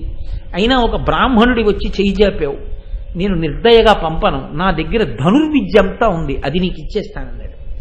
ఆయన ఏమనాలి? నాకెందుకయ్యా ధనుర్విద్య అనాలి. ఆయన అన్నాడు, నాకు ఇమ్మన్నాడు. అంటే సాంగోపాంగంగా ధనుర్వేదంలో ఉన్న సమస్త శస్త్రములను కూడా ప్రయోగ ఉపసంహారములన్నింటినీ కూడా మంత్రపురస్సరంగా ఉపదేశం చేసి ద్రోణుడికి అప్పచెప్పేశాడు. ఇప్పుడు భరతఖండంలో ద్రోణుని మించినటువంటి శస్త్ర విశారదుడు లేడు.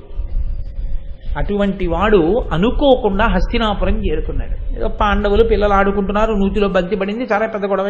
సరే, మొత్తానికి బంతి పైకి తీస్తే పిల్లలు అన్నారు, మీకేం కావాలన్నారు. రాజకుమారులు 2 గొలుసులు ఇవ్వండి అంటే ఇస్తారు. ఆయన అన్నాడు, ఒక ఆయన ఊరు బయటకు వచ్చి నూతిలో పడిపోయిన బంతిని బాణలాఘవంతో తీశాడని మీ తాత భీష్ముడికి చెప్పండి అన్నాడు.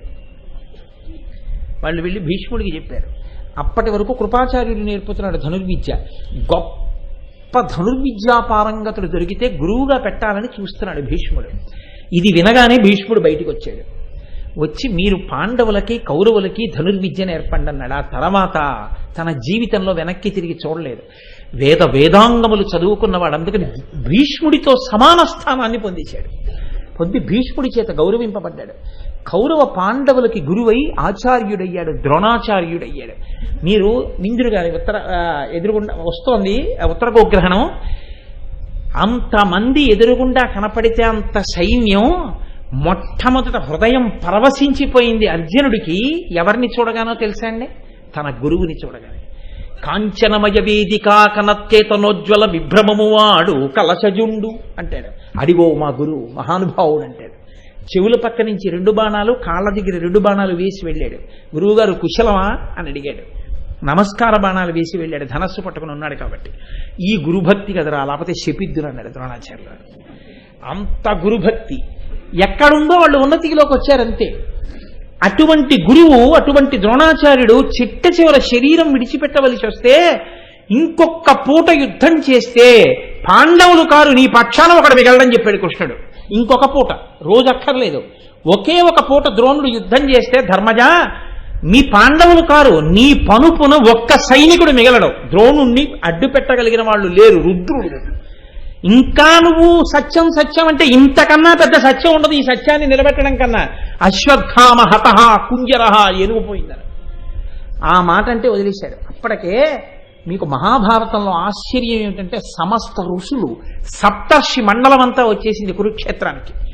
తేజోరూపులై ద్రోణాచార్యుల వారి చెవుల దగ్గరికి వచ్చి నిలబడి, మహాత్మా మీ శరీరం పడిపోయే సమయం దగ్గరికి వచ్చేసింది, ఎవరి శరీరమైనా పడిపోవలసిందే, మీ శరీరం కూడా నిధనం అవ్వబోతోంది, కాబట్టి ఇంకా ధనస్సు విడిచిపెట్టేసేసి మీరు చక్కగా యోగ విద్యతో మీ ప్రాణాలన్నింటినీ కూడా ఉపసంహారం చేయండి అన్నారు.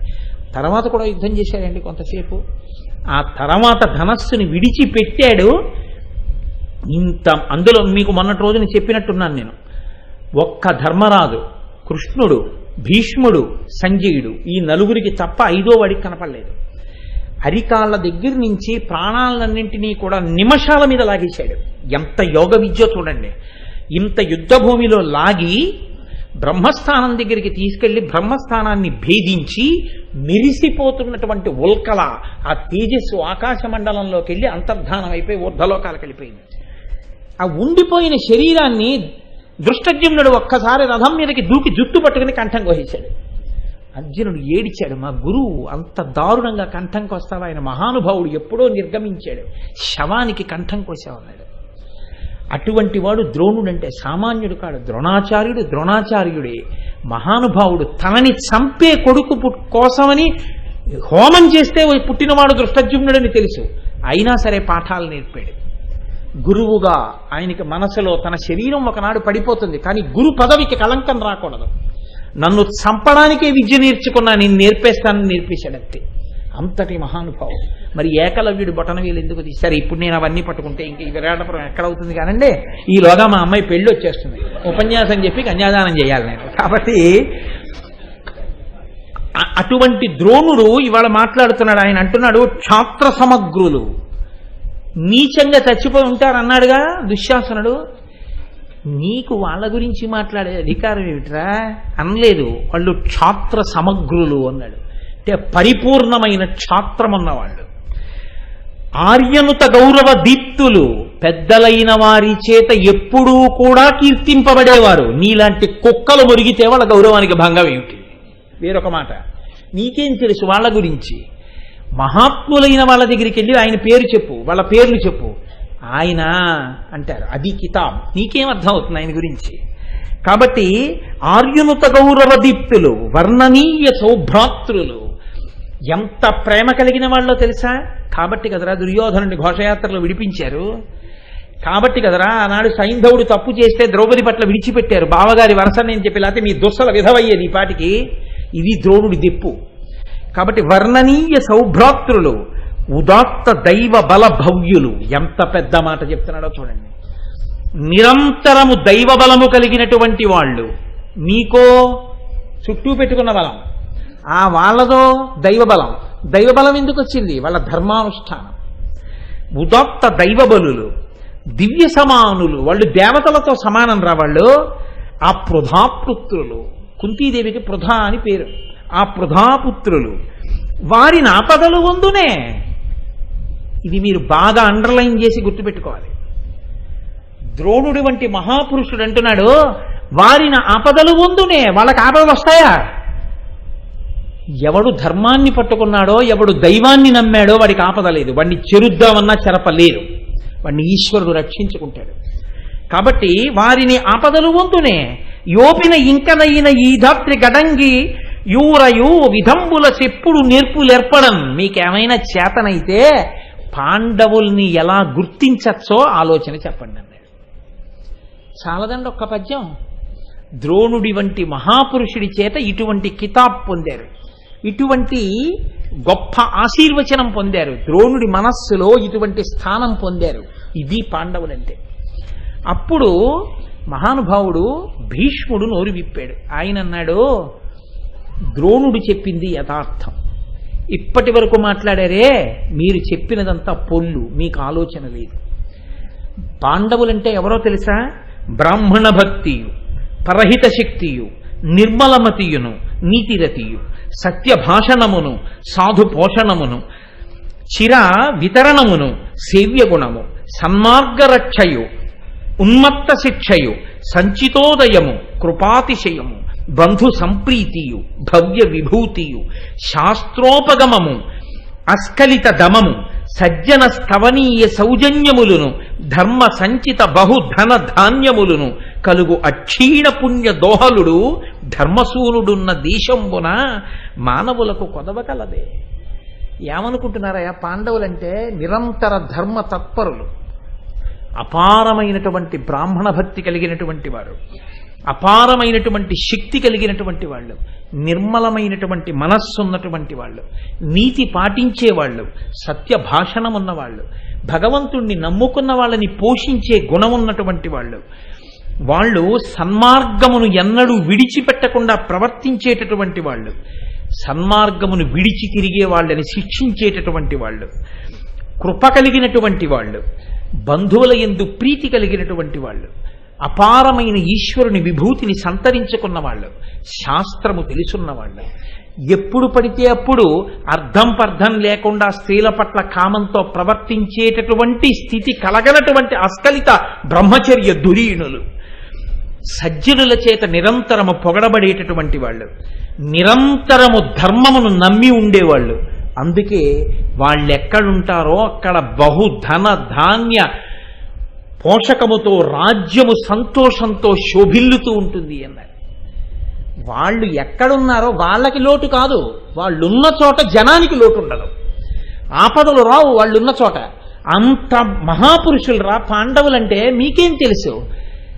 ఇంతమందిని పాండవులు ఎక్కడుంటారు అంటే రకరకాల మాటలు చెప్పారుగా. నేను చెప్తా, దుర్యోధన, నా మాటలు బాగా విని వాటిని అమలులో పెట్టే ఉద్దేశ్యం నీకుంటే నీ చెప్తున్నాను వినన్నారు. వాడు అదృష్టమేమో ఆ కోణంలో విన్నాడు. అన్నాడు భీష్ముడు, మరియును ఒక్క విశేషం బెరింగించదా అతని యున్న ఎడ గోధనముల్ మెరుగిక్కి పాడి ఏమియు కొరతవడక యుండ చేపి కుడియుచునుండు.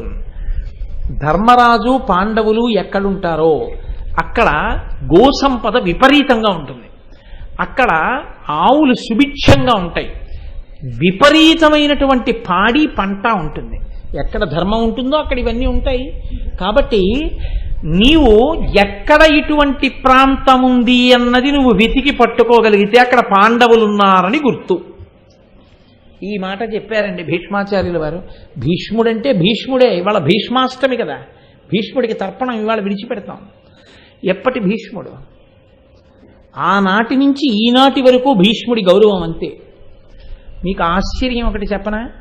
లోకంలో ఎవరైనా మరణించిన తరువాత ఆయన అంత్యేష్టికి సంబంధించిన సామాగ్రి తీసుకొస్తారు. ఒక్క భీష్ముడి పేరు మీద మహాభారతంలో భీష్మ పర్వం, అనుశాసనిక పర్వం, శాంతి పర్వం ఇవన్నీ భీష్ముడే. సరే, ఆది పర్వం, సభాపర్వం, అరణ్య పర్వం వీటన్నింటిలోనూ భీష్ముడు ఇప్పుడు కనపడుతూనే ఉంటాడు. అటువంటి భీష్ముడు ఇంకా ప్రాణాలతో ఉండగా ధర్మరాజు గారు రథం మీద గంధపు చెక్కలు, ఆవు నెయ్యి, అంత్యేష్టి సంస్కారంలో చెప్పే మంత్రాలు చెప్పడానికి ధౌమ్యుణ్ణి, ఆ తర్వాత ఇదే కడసారి చూపు చూద్దురుగా రండని అంతఃపుర స్త్రీలని అందరినీ తీసుకుని వచ్చాడు. తీసుకుని వచ్చి ఒక మాట చెప్పాడు భీష్ముడితో, తాత, ఆవునేతి కుండలు, గంధపు చెక్కలు, అంత్యేష్టి సంస్కారానికి కావలసినటువంటి మంత్రాన్ని పఠించగలిగినటువంటి బ్రాహ్మణులు, ధౌమ్యుడు, అన్ని సంభారాలు తీసుకొచ్చానన్నాడు. ఇంకేమిటి కొరత? నువ్వు శరీరం వదిలిపెట్టడమే. అంటే ఇది ఎంత తేలిగ్గా ఉంటుందో తెలుసా అండి? వాషింగ్ మిషన్ సిద్ధం, కరెంటు రెడీ, సర్ఫ్ గుండా వేసేసాను, నీళ్లు వదిలేశాను, మీరు ఒక్కసారి వచ్చి ఆ పంచాలాల్చి ఇచ్చేస్తే వేసేస్తాను వాషింగ్ మిషన్. అండం ఎలా ఉంటుందో అంత తేలిగ్గా చెప్పాడు ధర్మరాజు. అది కొంచెం కష్టంగా అనిపించట్లా మీకు? అయితే తెలివి తక్కువ వాడై చెప్పలేదు ఈ మాట. అంత తేలికగా శరీరాన్ని వదలగలడు. ఇది భీష్ముడంటే. ఆయన అన్నాడు, చాలా సంతోషం రా మనవడా, ఈ శరీరానికి నీలాంటి మనవడొకడు ఉన్నందుకు పొంగిపోతున్నాను రా. మాఘమాసం వచ్చిందా, మాఘమాసం శుక్లపక్షం నాకు అత్యంత ప్రీతిపాత్రమైన రోజులు. అష్టమి తిథి నాడు విడిచిపెట్టాడు శరీరాన్ని అని కృష్ణ భగవానుడి వంక తిరిగి, భగవన్ మీరు అనుమతిస్తే ఇంకా ఈ శరీరాన్ని వదిలిపెట్టేస్తానన్నాడు. అనుమతిస్తున్నాను, నువ్వు శరీరాన్ని విడిచిపెట్టు అన్నారు. అష్టమి నాటికి కాలి బొటన వేలు దగ్గర నుంచి వెనక్కి లాగాడండి. మీరు అనుశాసనిక పర్వం చదివితే తెల్లబోతారు భీష్ముడి గొప్పతనానికి. బొటన వేలు నుంచి లాగేస్తుంటే జడీభూతమైపోయింది శరీరం. లాగేసి హృదయస్థానం దగ్గర నుంచి ప్రాణాలన్నింటినీ కూడా ఉద్గమం చేసి బ్రహ్మస్థానం దగ్గరికి తీసుకెళ్లి బ్రహ్మస్థానాన్ని పగలకొట్టి పైకి లేస్తే దివ్య జ్యోతిని అందరూ చూశారు. ఆ జ్యోతి చూస్తుండగా అలా వెళ్ళి కనుమరుగైపోయి వసువులలోకి వెళ్ళిపోయి ద్యు అనబడేటటువంటి ఆ వసువు కింద మారిపోయింది. గంగ లేచొచ్చి ఏడిచింది, మళ్ళీ ఇక చరిత్రలో ఇలాంటి మహాపురుషుడు పుడతాడా? వెళ్ళిపోయాడు భీష్ముడు. ఇక లోకంలో ఇక భీష్ముడు లాంటి వ్యక్తి లేడు. నా తండ్రి అంపశయ్య మీద పడుకుని కూడా అన్ని ధర్మాలు చెప్పాడు. శాంతి పర్వం చదివితే కళ్ళ నీళ్ళు వస్తాయండి. కృష్ణ పరమాత్మ ధ్యానంలో కూర్చున్నారు. వెడదాం భీష్ముడి దగ్గరికి. ధర్మరాజు గారు వచ్చి అడిగాడు, ఏమి అలా మీరెవరిని ధ్యానం చేస్తున్నారని అడిగాడు. పైకి లేచాక నన్ను ధ్యానం చేస్తున్న వాడిని చూస్తున్నానన్నాడు. భీష్ముడు ఎంత బాధపడుతున్నాడో తెలుసా? మీరు భీష్మ పర్వం చదివితే తెల్లబోతారు. ఆయన ధర్మం చెప్తాడు. ఆఖరణ శిబిరానికి వెళ్ళారండి కృష్ణుడు పాండవులు. తాత యుద్ధంలో ఉంటే ఇంక గెలవలేము చెప్పేశాడు కృష్ణుడు. భీష్ముడు ధనస్సు పట్టుకున్నంత కాలం ఇక మీరు కొట్టలేరు. నేను వెళ్ళాడు. వెడితే కూర్చోపెట్టి, నాన్న ఇంతమంది నా కోసం ఇంత రాత్రి వచ్చారా, క్షేమమా, కూర్చోండి ధర్మరాజా అని అందరినీ కూర్చోపెట్టాడు. కూర్చోబెట్టి, ఏం నాన్న ఇలా వచ్చారు, మీ ముఖాలు చూస్తే ఏదో బెంగ పెట్టుకున్నట్టున్నారు, కనిపెట్టేశాడు. మీరు ఏదడిగితే అది ఇచ్చేస్తానన్నాడు. ఆయన అన్నాడు, తాత మాకు జయం ఎలా లభిస్తుందన్నాడు. నా చేతిలో ధనస్సు ఉన్నంతకాలం మీకు జయం రాదు రామనవడా అన్నాడు. అయితే తాత ధనస్సు ఎలా వదిలేస్తామన్నాడు. శిఖండిని అర్జునుడి రథం మీద నించోపెట్టి అర్జునుడిని బాణాలు కొట్టమనరా, పడిపోతానన్నాడు. మీరు భీష్మ పర్వం చదువుతుంటే అండి మీకు అక్షరాలు కనపడవు, కన్నుల నీరొచ్చి ఆ భీష్ముడే ఆయన. అర్జునుడు బయటికి వచ్చి కృష్ణుడితో అంటాడు, మా చిన్నతనంలో మా తండ్రి చనిపోయాడు, మాకు అసలు నాన్నగారండి అని పిలవడమే బాగా తెలియదు. అటువంటి రోజుల్లో మమ్మల్ని చంపాలని అందరూ చూస్తుంటే మాకు తెలియక ఇంతమంది శత్రువులని మేము ఆడుకుంటూ నేల మీద పడిపోయి ఒళ్ళంతా మట్టి అంటించుకుంటే అహర్నిశలు మమ్మల్ని కనిపెడుతూ గబగబా నడిచొచ్చి అంత మనిషి కూర్చుని తన తొడ మీద కూర్చోబెట్టుకుని నా ఒంటి మట్టి తనకు అంటుకునేటట్టుగా ఉత్తరీయం తీసి నా ఒళ్ళు తుడిచి నన్ను కౌగిలించుకుని ముద్దు పెట్టుకుని నా అభ్యున్నతిని కోరి ఆశీర్వచనం చేసి ద్రోణాచార్యుల వారి దగ్గర నన్ను కూర్చోపెట్టి నన్ను సమస్త శస్త్రాస్త్ర విశారదుణ్ణి చేశాడు. అంతటి తాత, అటువంటి తాతని శిఖండిని అడ్డుపెట్టి బాణాలు కొట్టనా? ఒక్క నాటికి కొట్టను. రాజ్యమే పోని, యుద్ధంలో మేమందరం తెగటారిపోని, తాత మీద బాణం నేను వెయ్యలేనన్నాడు. కృష్ణుడు అన్నాడు, నువ్వెవరివి వెయ్యడానికి, వెయ్యకపోవడానికి? నువ్వు పుట్టిందే భీష్ముడిని చంపడానికి. విధి అనుల్లంఘనీయం. ఈ మాటలు చెప్పిన నువ్వే బాణాలు కొడతావు చూడన్నాడు. అలాగే జరిగిందండి. ఇప్పుడు నేను ఎక్కడ చెప్పను భీష్మ పర్వం అంతా, చెప్పిన రోజున చెప్తాను. కాబట్టి శిఖండిని ఎదురుపెట్టి బాణములు కొడితే లెక్క చెప్పారు భీష్మ పర్వంలో. మనిషి బొటనవేలు తీసి ఇలా పెట్టడానికి చోట్లేదు, అలా కొట్టారు. తల దగ్గర నుంచి ఆయన పాదాల వరకు కొట్టేశారు బాణాలు. కొట్టేశారు. రథం నుంచి డుళ్ళి కింద పడితే ఒక్క తలకి మాత్రం కొట్టలేదు వెనకాల. దానివల్ల తల వ్రేలాడిపోయింది. వ్రేలాడిపోయి రథం నుంచి కింద పడ్డాడు. ఆ బాణ పంజరం మీద పడుకున్నాడు. పడుకుంటే మానస సరోవరం నుంచి ఋషులు ఎగిరి వచ్చారు దివ్య శరీరాలతో. అయ్యయ్యో, ఇంతటి మహాత్ముడు ఇహ పుట్టడు భూమండలం మీద, ఇటువంటి వాడు దక్షిణాయనంలో శరీరం వదిలిపెట్టేస్తున్నాడు ఏమిటి, స్వచ్ఛంద మరణం వరం ఉండని. ఆయన అన్నాడు, నాకు తెలుసు ఉత్తరాయణం రాలేదని, ప్రాణములను అప్పటి వరకు నిలబెట్టాలని నేను నిశ్చయంతో ఉన్నాను అన్నాడు. అనేటప్పటికీ అర్జునుడు గబగబా దిగొచ్చి తలగడ కింద బాణాలు కొట్టాడు. తల తిప్పి చూసి అన్నాడు, ఇలా నువ్వు బాణములను తలకడగా అమర్చకపోయి ఉంటే పార్థాని నేను శపించి ఉండేవాడిని అని చెప్పాడు. అప్పుడు భూమి లోపలికి బాణం వేస్తే గంగాజలం వచ్చి నోట్లో పడితే తాగాడు. అస్కలిత బ్రహ్మచారి, ఎన్ని తరాలు చూశాడో కిందకి. మహానుభావుడు, ధర్మానికి కట్టుబడిపోయాడు. ఏమి భీష్మాచార్యుల వారండి, భీష్మాచార్యుల వారి పేరు చెప్పుకుంటే చాలు మీకు ఆశ్చర్యం తెలుసా? ఎంత ఘోరమైన పాపానికైనా సరే తల్లి కాకపోతే, తండ్రి కాలేకపోతే, ఇవాల్టి రోజున భీష్మాష్టమి నాడు నువ్వులతో తర్పణ చేస్తూ తండ్రికి తద్దినం పెడితే ఎలా తద్దినం పెడతారో అలా పిండాలు చేసి భీష్మాచార్యుల వారి ప్రవర చెప్పి, అదిగో అక్కడ ఉంది కదా శ్లోకం, తర్పణ శ్లోకం, ప్రవర చెప్పి ఆ దంపతులు భీష్ముడికి తద్దినం పెడితే వాళ్ళకి వెంటనే కడుపు పండి యశోవిరాజితుడయ్యేటటువంటి కొడుకు పుడతాడు. అప్పటికీ ఇప్పటికీ భీష్ముడంటే అంత శక్తివంతుడు. ఆయన పేరు చెప్పి యుగాలు మారిపోయినా సరే ఇవాళ భీష్ముడికి తర్పణం ఇస్తాం. ఇవాళ భీష్ముడికి తర్పణ ఇవ్వకుండా ఉండకూడదు. అలా ఉంటే అంతకన్నా దారుణం ఇంకోట్లేదు.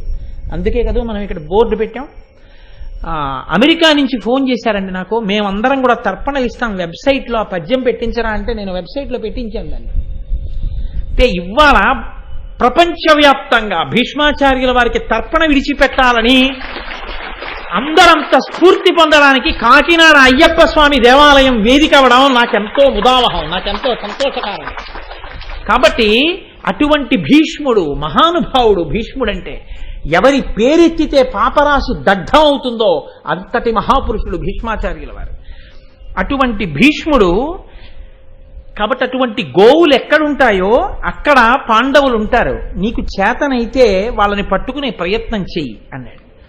అనగానే దుర్యోధనుడు అన్నాడు, సింహబలుడు భీమసేనుండు, శల్యుండు, హలధరుడు సమాన బలము వార, ఒండురులను గెలుచునుత్సాహమును గల ఉద్ధతులను బాహుయుద్ధపరులు. నాకు తెలుసున్నంత వరకు ప్రపంచంలో సమానమైనటువంటి భుజబలం కలిగిన వాళ్ళు, ఒకళ్ళనొకళ్ళు మట్టు పెట్టగలిగిన వాళ్ళు నలుగురే ఉన్నారు. ఒకడు కీచకుడు, రెండవ వాడు భీమసేనుడు, మూడవ వాడు శల్యుడు, నాలుగవ వాడు హలధరుడు అంటే బలరాముడు. ఈ నలుగురే ఒకరినొకరు మట్టు పెట్టగలరు. కాబట్టి ఇందులో కీచకుణ్ణి మట్టు పెట్టాడు ఒక రాత్రి వేళ ఒక ఆడదాని కోసమని వేగుల వాళ్ళు చెప్పారు. ఇప్పుడు వచ్చి తాతగారు అంటున్నారు, పాండవులు ఎక్కడున్నారో అక్కడ గోవులు, సంపద, పాడి, పంట ఉంటాయంటున్నారు. విరాట్ రాజు గారి రాజ్యంలో విపరీతంగా గో సంపద, పాడి, పంట, సంతోషంతో ప్రజలున్నారు. ఒక రాత్రికి రాత్రి 5 గంధర్వులు కీచకుణ్ణి మట్టు పెట్టి మాంసపు ముద్ద చేశారని వేగుల వాళ్ళు చెప్తున్నారు. అది ఒక ఆడదాని కోసం చేశారు అని చెప్తున్నారు. అలా చెయ్యగలిగినది కీచకుణ్ణి సమాన బలురైనటువంటి మిగిలిన ముగ్గురే చెయ్యాలి. చేస్తే భీముడు చెయ్యాలి, లేకపోతే శల్యుడు చెయ్యాలి, లేకపోతే బలరాముడు చెయ్యాలి. ఈ నలుగురు భుజశక్తులతో నెనయగజాలు నట్టి దొర్బలమిందుంగానము కావున వీరల లోనన యుండరులు కనిగెలుపు సమకూరున్. కాబట్టి వీళ్లల్లోనే ఎవరో ఒకరితో ఒకరు పెనగి ఉండాలి. ఎవరితో ఎవరన్న దాంట్లో ఒకడు తెలిసిపోతున్నాడు. కీచకుడు చచ్చిపోయాడు కాబట్టి కీచకుడు పెనగాడు. ఎవరితో యుద్ధం చేసి ఉండాలి? మిగిలిన ముగ్గురులో ఎవరితోనో చేసి ఉండాలి. చేస్తే భీముడు, లేకపోతే శల్యుడు, లేకపోతే బలరాముడు.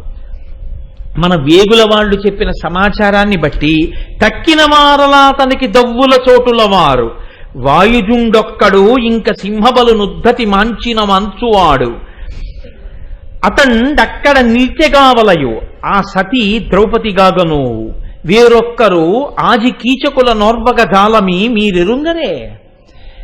బలరాముడు ఎక్కడో ఉన్నాడు. వేగుల వాళ్ళు చెప్తున్నారు బలరాముడు ఎక్కడికి వెళ్ళలేదు, ద్వారకానగరంలో ఉన్నాడు. వేరొకడు శల్యుడు అంతకన్నా చాలా దూరంలో ఎక్కడో ఉన్నాడు. శల్యుడు ఎక్కడికి కదలలేదు. భీముడు అజ్ఞాతవాసంలో ఉన్నాడు. కాబట్టి భీముడే అక్కడ ఉండాలి. భీముడే కీచకుణ్ణి చంపి ఉండాలి. ఒక రాత్రికి రాత్రి గుర్తు తెలియని రీతిలో చెట్టు పెకలించి 105 ఉపకీచకుల శవాలు గుర్తు పెట్టకుండా మోదగలిగినటువంటి శక్తి పవనసుతుడైన ఒక్క భీమసేనుడికే ఉంది. అంటే వాళ్ళ శౌర్యం ఎటువంటిదో తెలుసు దుర్యోధనుడికి. కాబట్టి ఖచ్చితంగా భీముడే కీచకుణ్ణి చంపాడు. ఎవరి కోసం చంపాడో ఆ సైరంధ్రి వేరొకరు కారు ద్రౌపదీదేవి. అక్కడ గోసంపద బాగా ఉంది, పాడి పంటలు ఉన్నాయి కాబట్టి అక్కడ ధర్మరాజు ఉన్నాడు. ధర్మరాజుతో పాటు మిగిలిన 4 తమ్ముళ్ళు ద్రౌపది అక్కడే సేర తీరుతున్నారు. ఇప్పుడు వాళ్ళ 5గురిని మనం బయటికి తీసుకురావాలి. 5గురిని బయటికి తీసుకురావాలంటే ఒక్క ప్రణాళిక ఉంది. గోవులను కాని ఎత్తుకొస్తే పాండవులు ఒప్పుకోరు. కాబట్టి ఇప్పుడు మనం సైన్యంతో వెళ్ళి విరాట్ రాజు గారి గోసంపదనంతటినీ కూడా తరలించి తీసుకొచ్చేయాలి. తీసుకొస్తే విరాట్ రాజు మన మీదకి యుద్ధానికి వస్తాడు. విరాట్ రాజు యుద్ధానికి వచ్చినప్పుడు విరాట రాజుతో పాటు విరాట రాజు సైన్యం అంతా కదిలి వచ్చేస్తుంది. ఒకవేళ బయట పడకూడదనుకుంటే పాండవులు 5గురు అంతఃపురంలో ఉంటారు.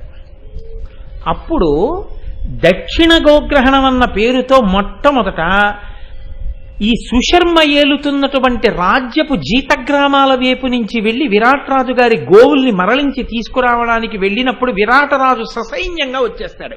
ఇంకెవ్వరు ఉండరు విరాట్ నగరంలో. మరునాడు అంటే బహుళ అష్టమి నాడు దక్షిణ గోగ్రహణం జరగాలి, బహుళ నవమి నాడు ఉత్తర గోగ్రహణం జరగాలి. మనం వేరొక దిక్కు నుంచి విరాట నగరానికి వెళ్ళి అక్కడ ఉన్న గోసంపదని తీసుకురావాలి. గోవులను ఎత్తుకుపోతుంటే మాత్రం గోవుల్ని తరలిస్తున్నారని తెలిసి కూడా అజ్ఞాతమాసం కాదు, ఏది పోయినా పర్వాలేదు, ధర్మరాజు ఒప్పుకోడు, బయటపడిపోతాడు, యుద్ధానికి వచ్చేస్తాడు.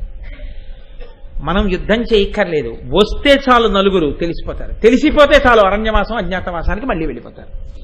కాబట్టి ద్విముఖంగా దక్షిణ గోగ్రహణం ఉత్తర గోగ్రహణంగా మనం నడిపిద్దాం, పాండవులు బయటికి వచ్చేస్తారన్నాడు. అది వ్యూహం తక్కువది కాదు, చాలా గొప్ప వ్యూహం పన్నాడు. నేను ఇదే మీతో అన్నది, ద్రోణుడు ఇదే మాట చెప్తున్నాడు, ఆపదలు అంటావు వారిని అన్నాడు. వాళ్ళు ఎంత ధర్మాత్ములో చెప్తున్నాడు, గోవుల కోసం బయటికి వస్తారంటున్నాడు. ఇంత ధర్మాత్ములైన వాళ్ళని వాళ్ళ ధర్మం రక్షిస్తుందని మాత్రం అనలేకపోతున్నాడు. మీరు చూసారా, ఇది ప్రమాదహేతు. మీరు గుడికి వెళ్ళారా, గుడికి వెళ్ళలేదా అంటే గుడికి వెళ్ళి ఉండవచ్చు, కానీ గుడికి ఎందుకు వెళ్ళారు అన్నది మీకు ముందు అవగాహన ఉండాలి. అన్నీ తెలుసున్నవాడు నా ఎదురుగుండా ఉన్నాడు, అన్నీ నాకు ఇచ్చినవాడు ఉన్నాడు, కాబట్టి మీరు తల ఎగరైకూడదు, అక్కడ తల దించే ప్రయత్నం చేయాలి. అసలు ఆ అవగాహన లేకుండా అక్కడికి వెళ్ళి అర్థం బద్ధం లేని మాటలు అక్కడ కూడా మాట్లాడితే ఇంకా గుళ్ళోకి వెళ్ళి ఉపయోగం ఏముంటుంది? దుర్యోధనుడు అంతే, వాళ్ళ పౌరుష ప్రతాపాలు లెక్కలు ఖచ్చితంగా కడతాడు. వాళ్ళు దేనికి బయటికి వస్తారో చెప్తాడు, దాని వెనక ఉన్న వాళ్ళ ధర్మం చెప్తాడు. కానీ అంతటి ధర్మాత్ములు కాబట్టి మన చేత ఎలా నిగ్రహింపబడతారో, మనం ఎలా ఆపద తీసుకొస్తాం వాళ్ళకి, ఈ మాట మాత్రం అంటాం. ఇది గమ్మత్తు.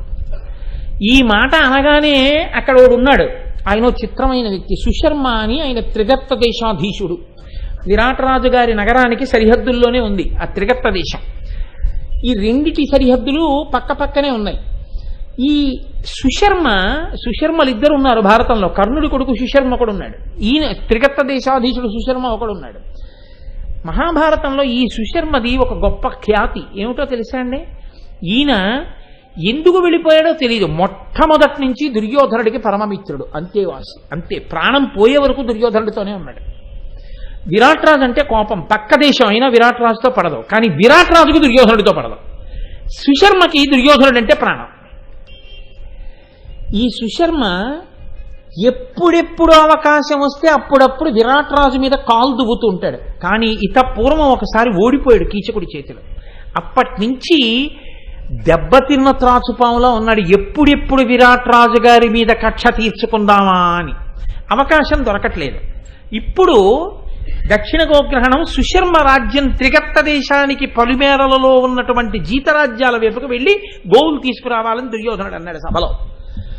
మంచి అవకాశం దొరికింది. ఈయన విచిత్రం ఏంటంటే, ఈ సుశర్మ మహాభారతంలో మొట్టమొదట బయలుదేరిన వాడు కురుక్షేత్ర యుద్ధంలో చిట్ట చివరి వరకు బ్రతికే ఉన్నాడండి. అదో విచిత్రం. ఎందుకంటే మహాభారతంలో చాలా మంది ఏమైపోయారంటే కురుక్షేత్రం దాకా వెళ్లకుండానే పడిపోయారు, కొంతమంది కురుక్షేత్రానికి వెళ్ళి పడిపోయారు. సుశర్మ చాలా కాలం పోరాటం చేశాడు. చిట్ట చివరిగా అర్జునుడు ఒక రోజున బల్లెంతో గుండెల్లో గుచ్చి చంపేశాడు, అర్జునుడి చేతిలో చచ్చిపోయాడు. ఇటువంటి సుశర్మ వెంటనే సభలో లేచి దుర్యోధనుడితో మాట్లాడడం కుదరదు, ఎందుకంటే ఆయన పొగరటువంటిది, ఆయన రాజసం అటువంటిది. తిన్నగా లేచి దుర్యోధనుడిని ఉద్దేశించి ఏమంటే నాకు మంచి అవకాశం ఇవ్వండి నేను వెళ్ళి కొడతానంటే ఇలా చూస్తాడు. ఆయనకే ఊరంతా పొగరు, ఆయనతో ఎవరు మాట్లాడతాడు? అందుకని ఆయన రాజసం అటువంటిది దుర్యోధనుడిది. అందుకని ఇప్పుడు తను అవకాశం పుచ్చుకోవాలి. తను అవకాశం పుచ్చుకోవాలంటే ఏం చేయాలి? పక్క వాళ్ళతో కాస్త దుర్యోధనుడు ఎవరు చెప్తే వింటాడో వాళ్ళతో మాట్లాడాలి. దుర్యోధనుడు ఎవరు చెప్తే వింటాడు? మీరు ఇందాక చూశారుగా, కర్ణుడు చెప్పినా దుశ్శాసనుడు చెప్పినా వెంటనే తలకెక్కుతుంది, వాళ్ళ స్నేహం అటువంటిది. అందుకని కర్ణ దుశ్శాసనుల దగ్గరికి వెళ్ళి చెవిలో మంతనాలు ఆడాడు. ఇప్పుడు కర్ణుడు దుర్యోధనుడికి వినపడేటట్టు అన్నాడు, ఏం పర్వాలేదు చెప్పు, బాగుంది నీ ఆలోచన అన్నాడు. అనగానే దుర్యోధనుడు ఇలా తిరిగాడు. అంటే ఏమిటి? కర్ణుడికి ఏదైనా నచ్చిందంటే దుర్యోధనుడికి నచ్చినట్టే. అది వాళ్ళ ప్రాణం, అది వాళ్ళ స్నేహం. కాబట్టి ఇప్పుడు ఆ సుశర్మ లేచి మాట్లాడుతున్నాడు. భంగముతోడనున్న పంపు విరాటుని మీద భూమికించెంగట నుండు నా దయిన జీతపటుళ్లను సంతతంబు వానింకడు గాసిసేయునతనించెరుపం దరిజయ్యే ముట్టి సప్తాంగము చూరతిచ్చద అహంకృతి ఎల్ల అడంచి వచ్చెదన్. మహారాజా, నాకు ఎప్పటినుంచో కోరిక విరాట్రాజుని ఓడించి అతని రాజ్యంలో ఉన్న సంపదనంతా కొల్లగొట్టాలని. ఇత పూర్వం కేకయ్యరాజు సాల్వరాజుతో కలిసి కీచకుడు నన్ను ఒకసారి యుద్ధంలో ఓడించాడు. ఆ తర్వాత నేను మళ్ళీ ఓడించాలి కీచకుడిని ఎంతో అనుకున్నాను, కానీ వాడు చచ్చిపోయాడు. ఇప్పుడు నాకు అవకాశం లేదు. కనీసం విరాట్రాజుని ఓడిస్తాను. ఎందుకో తెలుసా? నా రాజ్యపు పొలిమేరలలో ఉన్నటువంటి జీతపు గ్రామాల్లోనే తిరుగుతాయి గోవులన్నీ. ఆ గోవుల మందలన్నీ మరల్చుకొస్తాను. మరల్చుకొచ్చి రాజ్యములో ఉన్న 7 రకాలైన సంపదని నీకు అప్పచెప్తానంటే విరాట్రాజును కూడా బంధించి తెస్తానన్నాడు. తెచ్చి నీకు అప్పచెప్తాను, కాబట్టి నా సైన్యంతో వెళ్ళడానికి నాకు అనుమతిని అన్నాడు. దుర్యోధనుడు ఆలోచించాడు, ఇది బానే ఉంది, మన సైన్యం వెళ్ళక్కర్లేదు, మన వాళ్ళు ఎవరికి దెబ్బలు తగలవు, అవతల విరాట్రాజుని తెస్తాడు, గోవుల్ని తెస్తాడు, సంపద మనకు వస్తుంది, వాడి చేతులు తీటా తీరుతుంది, వాడు ఎక్కడికి పోడు, మన స్నేహితుడు. కాబట్టి దక్షిణ గోగ్రహణం అడు జరుగుతుంది, సైన్యం అంతటితో ఉత్తర గోగ్రహణానికి మనం వెళ్ళచ్చు. కాబట్టి ఇప్పుడు ఏమైంది? అసలు దక్షిణ గోగ్రహణం వైపుకి వెళ్ళవలసిన సైన్యం కూడా మరునాడు ఉత్తర గోగ్రహణానికి వెళుతుంది. ఎక్కడ వలలో పడ్డాడు విరాట్రాజు గారు? మీరు చూద్దురు కానీ ఎంత చమత్కారం జరిగిందో. ఇది ఆపద రావడము అంటే మన ప్రమేయం లేకుండా వచ్చేయడం. కానీ ఈశ్వరానుగ్రహం ఉంటే ఎలా గట్టెక్కుతాయో చూడండి. ఇప్పుడు ఈ మాటనగానే దుర్యోధనుడు అన్నాడు, మున్ను సుశర్మ తాను బలముంచని గోవుల పట్టు పట్టినన్ వెన్నడి వచ్చు మత్స్య పృథివీపతి సేనలనెల్లగుంచు శౌర్యోన్నతి సూపువాడయి సముద్ధతిమై ఇట వేర కౌరవుల్ కొన్నిటి పట్ట కయ్యమునకున్ బరదింతురు పాండునందనుల్. ఎంత లెక్క కట్టాడండి వాడు, అసాధ్యం కూడా. సుశర్మ తన సైన్యంతో వెళ్ళి తన రాజ్య సరిహద్దుల్లో ఉన్నటువంటి గో సంపదనంతటిని తరలించుకొచ్చేస్తాడు. మనం మరునాడు వెళ్ళి మన సైన్యం అంతటితోటి కొన్ని గోవులు తెస్తాం. విరాట్ రాజు ఏం చేస్తాడంటే సైన్యం అటే వచ్చింది శత్రు సైన్యం అనుకుని మొత్తం సైన్యంతో సుశర్మ మీదకి వెళ్ళిపోతాడు. అప్పుడు విరాట్ రాజు నగరంలో ఎవరు ఉండరు, ఉంటే పాండవులే ఉండాలి. మనం ఉత్తర గోగ్రహణానికి వెడితే గోవుల్ని తరలించుకుపోతున్నారన్న వార్త గోపాలకులు వెళ్ళి అంతఃపురంలో చెప్తారు, గోవుల్ని పట్టుకెళ్ళిపోతున్నారని. అది విని కూడా మన అజ్ఞాతవాసం భంగం అయిపోతుంది, మనం వెళ్ళకూడదు, గోవులు పోతే పోయాయి లేని ఒక్క నాటికి పాండునందనులు అనరు. ఎందుకనరు? వాళ్ళ అజ్ఞాతవాసం భంగమై మళ్ళీ 12 ఏళ్ల అరణ్యవాసం, 1 సంవత్సరం అజ్ఞాతవాసం వచ్చినా సరే గోవుల్ని రక్షించాలని బయటికి వస్తారు. ఈ జాతి గోవుకి ఇచ్చిన గౌరవం అది. గోవుని మనం ఎంత సేవించామో, గోవుల కోసం పాండవులు మళ్ళీ అరణ్యవాసం అజ్ఞాతవాసం చేయడానికి సిద్ధపడ్డారంటే ఆవు ఈ జాతి జీవనాడిగా గుర్తింపబడి గౌరవింపబడింది. దాని పంచగవ్యాలతోటే ఈ ధర్మం అంతా నిలబడింది. యజ్ఞము, యాగము, హోమము, మంత్రము, జపము, తపము అన్నిటికీ ఆ పంచగవ్యాలే ఆధారం. అందుకే ఎప్పుడైనా చెప్తే ఒక్కటే మాట స్వస్తి చెప్తే, గోబ్రాహ్మణేభ్య శుభమస్తు నిత్యం లోకా సమస్తా సుఖినో భవంతు. గోబ్రాహ్మణేభ్య, ముందు గోవులు సుఖంగా ఉండాలని చెప్తాం. ఎందుకని? గోవు లేకపోతే పంచగవ్యాలేవి, పంచగవ్యాలు లేకపోతే మంత్రం నేర్చుకున్న బ్రాహ్మణుడు యజ్ఞం ఏం చేయిస్తాడు? గోవు ముందు ఉండాలి. గోవు ఉంటే ధర్మదేవత. అదే సమస్త వేదముల యొక్క సారము. ఆ గోవు అంత గొప్పది, పరాశక్తి యొక్క మరొక స్వరూపం గోవు. అంత గౌరవించింది ఈ జాతి ఆవుని. ఆవుని సేవించినవాడు, ఆవుకి నమస్కరించినవాడు, ఆవుని పోషించినవాడు ఎన్నటికీ 33 కోట్ల మంది దేవతల అనుగ్రహాన్ని పొందుతూనే ఉంటాడు. రేపు శారదా పీఠానికి వెడితే చూడండి, ఎంత అవసరంలో ఉన్నా సరే ప్రతిరోజు పీఠానికి వచ్చి పేరు పేరున పిలిచి పళ్ళు పెట్టి పెడతారండి. ఇంటి ముందు ఎప్పుడూ 3 గోవులు ఉంటాయి. ఇంట్లోంచి బయటికి వెడితే శారదా అనేటప్పటికి పరిగెత్తుకొస్తుంది. దానికి దూడలు మారాం చేస్తాయి ఆయన దగ్గర. తొక్క ఒలిచి పెడితే కానీ తినవు. ఒలిచి తినమ్మా తినమ్మా అంటే బతిమాలించుకుని తింటే ఆ దూడలు. అంత గౌరవించి అంత ప్రేమించారు కాబట్టే యావత్ ప్రపంచంలో సనాతన ధర్మాన్ని నిలబెట్టడానికి ఏర్పడినటువంటి శంకరాచార్యుల వారి చేత నిర్మాణము చేయబడి స్థాపన చేయబడినటువంటి పీఠములలో సార్వభౌమ పీఠముగా కీర్తిగాంచినటువంటి శృంగగిరి పీఠము యొక్క శాఖని నిర్వహించగలిగినటువంటి అదృష్టం ఆయనకి పట్టింది. ఆయన చేసుకున్న గోసేవ, ఆ గోసేవ అంత గొప్పది. కాబట్టి చూడండి, అప్పుడు పాండవులు వచ్చి తీరుతారన్నాడు. అంటే ఎంతటి ధర్మతత్పరులో పాండవులు వాడికి తెలుసు. ఆ ధర్మాన్ని అడ్డుపెట్టి వాళ్ళని పాడి చేద్దాం అనుకుంటాడు. ఎలా సాధ్యం అవుతుంది? ఇది భీష్ముడు చెప్తున్నాడు, ద్రోణుడు చెప్తున్నాడు, తలకెక్కుతుందా? ఎక్కదు. ఇక్కడ తాను వాళ్ళని పప్పులో కాలే ఇస్తున్నాను అనుకుని తాను వేశాడు. ఎక్కడ వేశాడో భీష్ముడు చెప్తాడు. కాబట్టి ఇప్పుడు వీళ్ళందరూ కూడా దక్షిణ గోగ్రహణానికి ఉత్తర గోగ్రహణానికి సమాయత్తం అవుతున్నారు. వేగుల వార్తలందే లోప సైన్యాలు వెళ్ళిపోవాలన్నాడు. అంటే విరాట్రాజు ఆలోచించుకునే సమయం ఉండకూడదు, వెళ్ళిపోవలసిందే. ఉత్తర క్షణం బయలుదేరడి దుశ్శాసన, నువ్వు ఈ కదలికలన్నీ నువ్వు కదిలేట్టు చూడు సైన్యాలన్నాడు. ఇప్పుడు ఇక ఉత్తర గోగ్రహణం దక్షిణ గోగ్రహణం ప్రారంభం కాబోతున్నాయి. పతాక స్థాయి సన్నివేశం, అత్యద్భుత ఘట్టం విరాట పర్వంలో.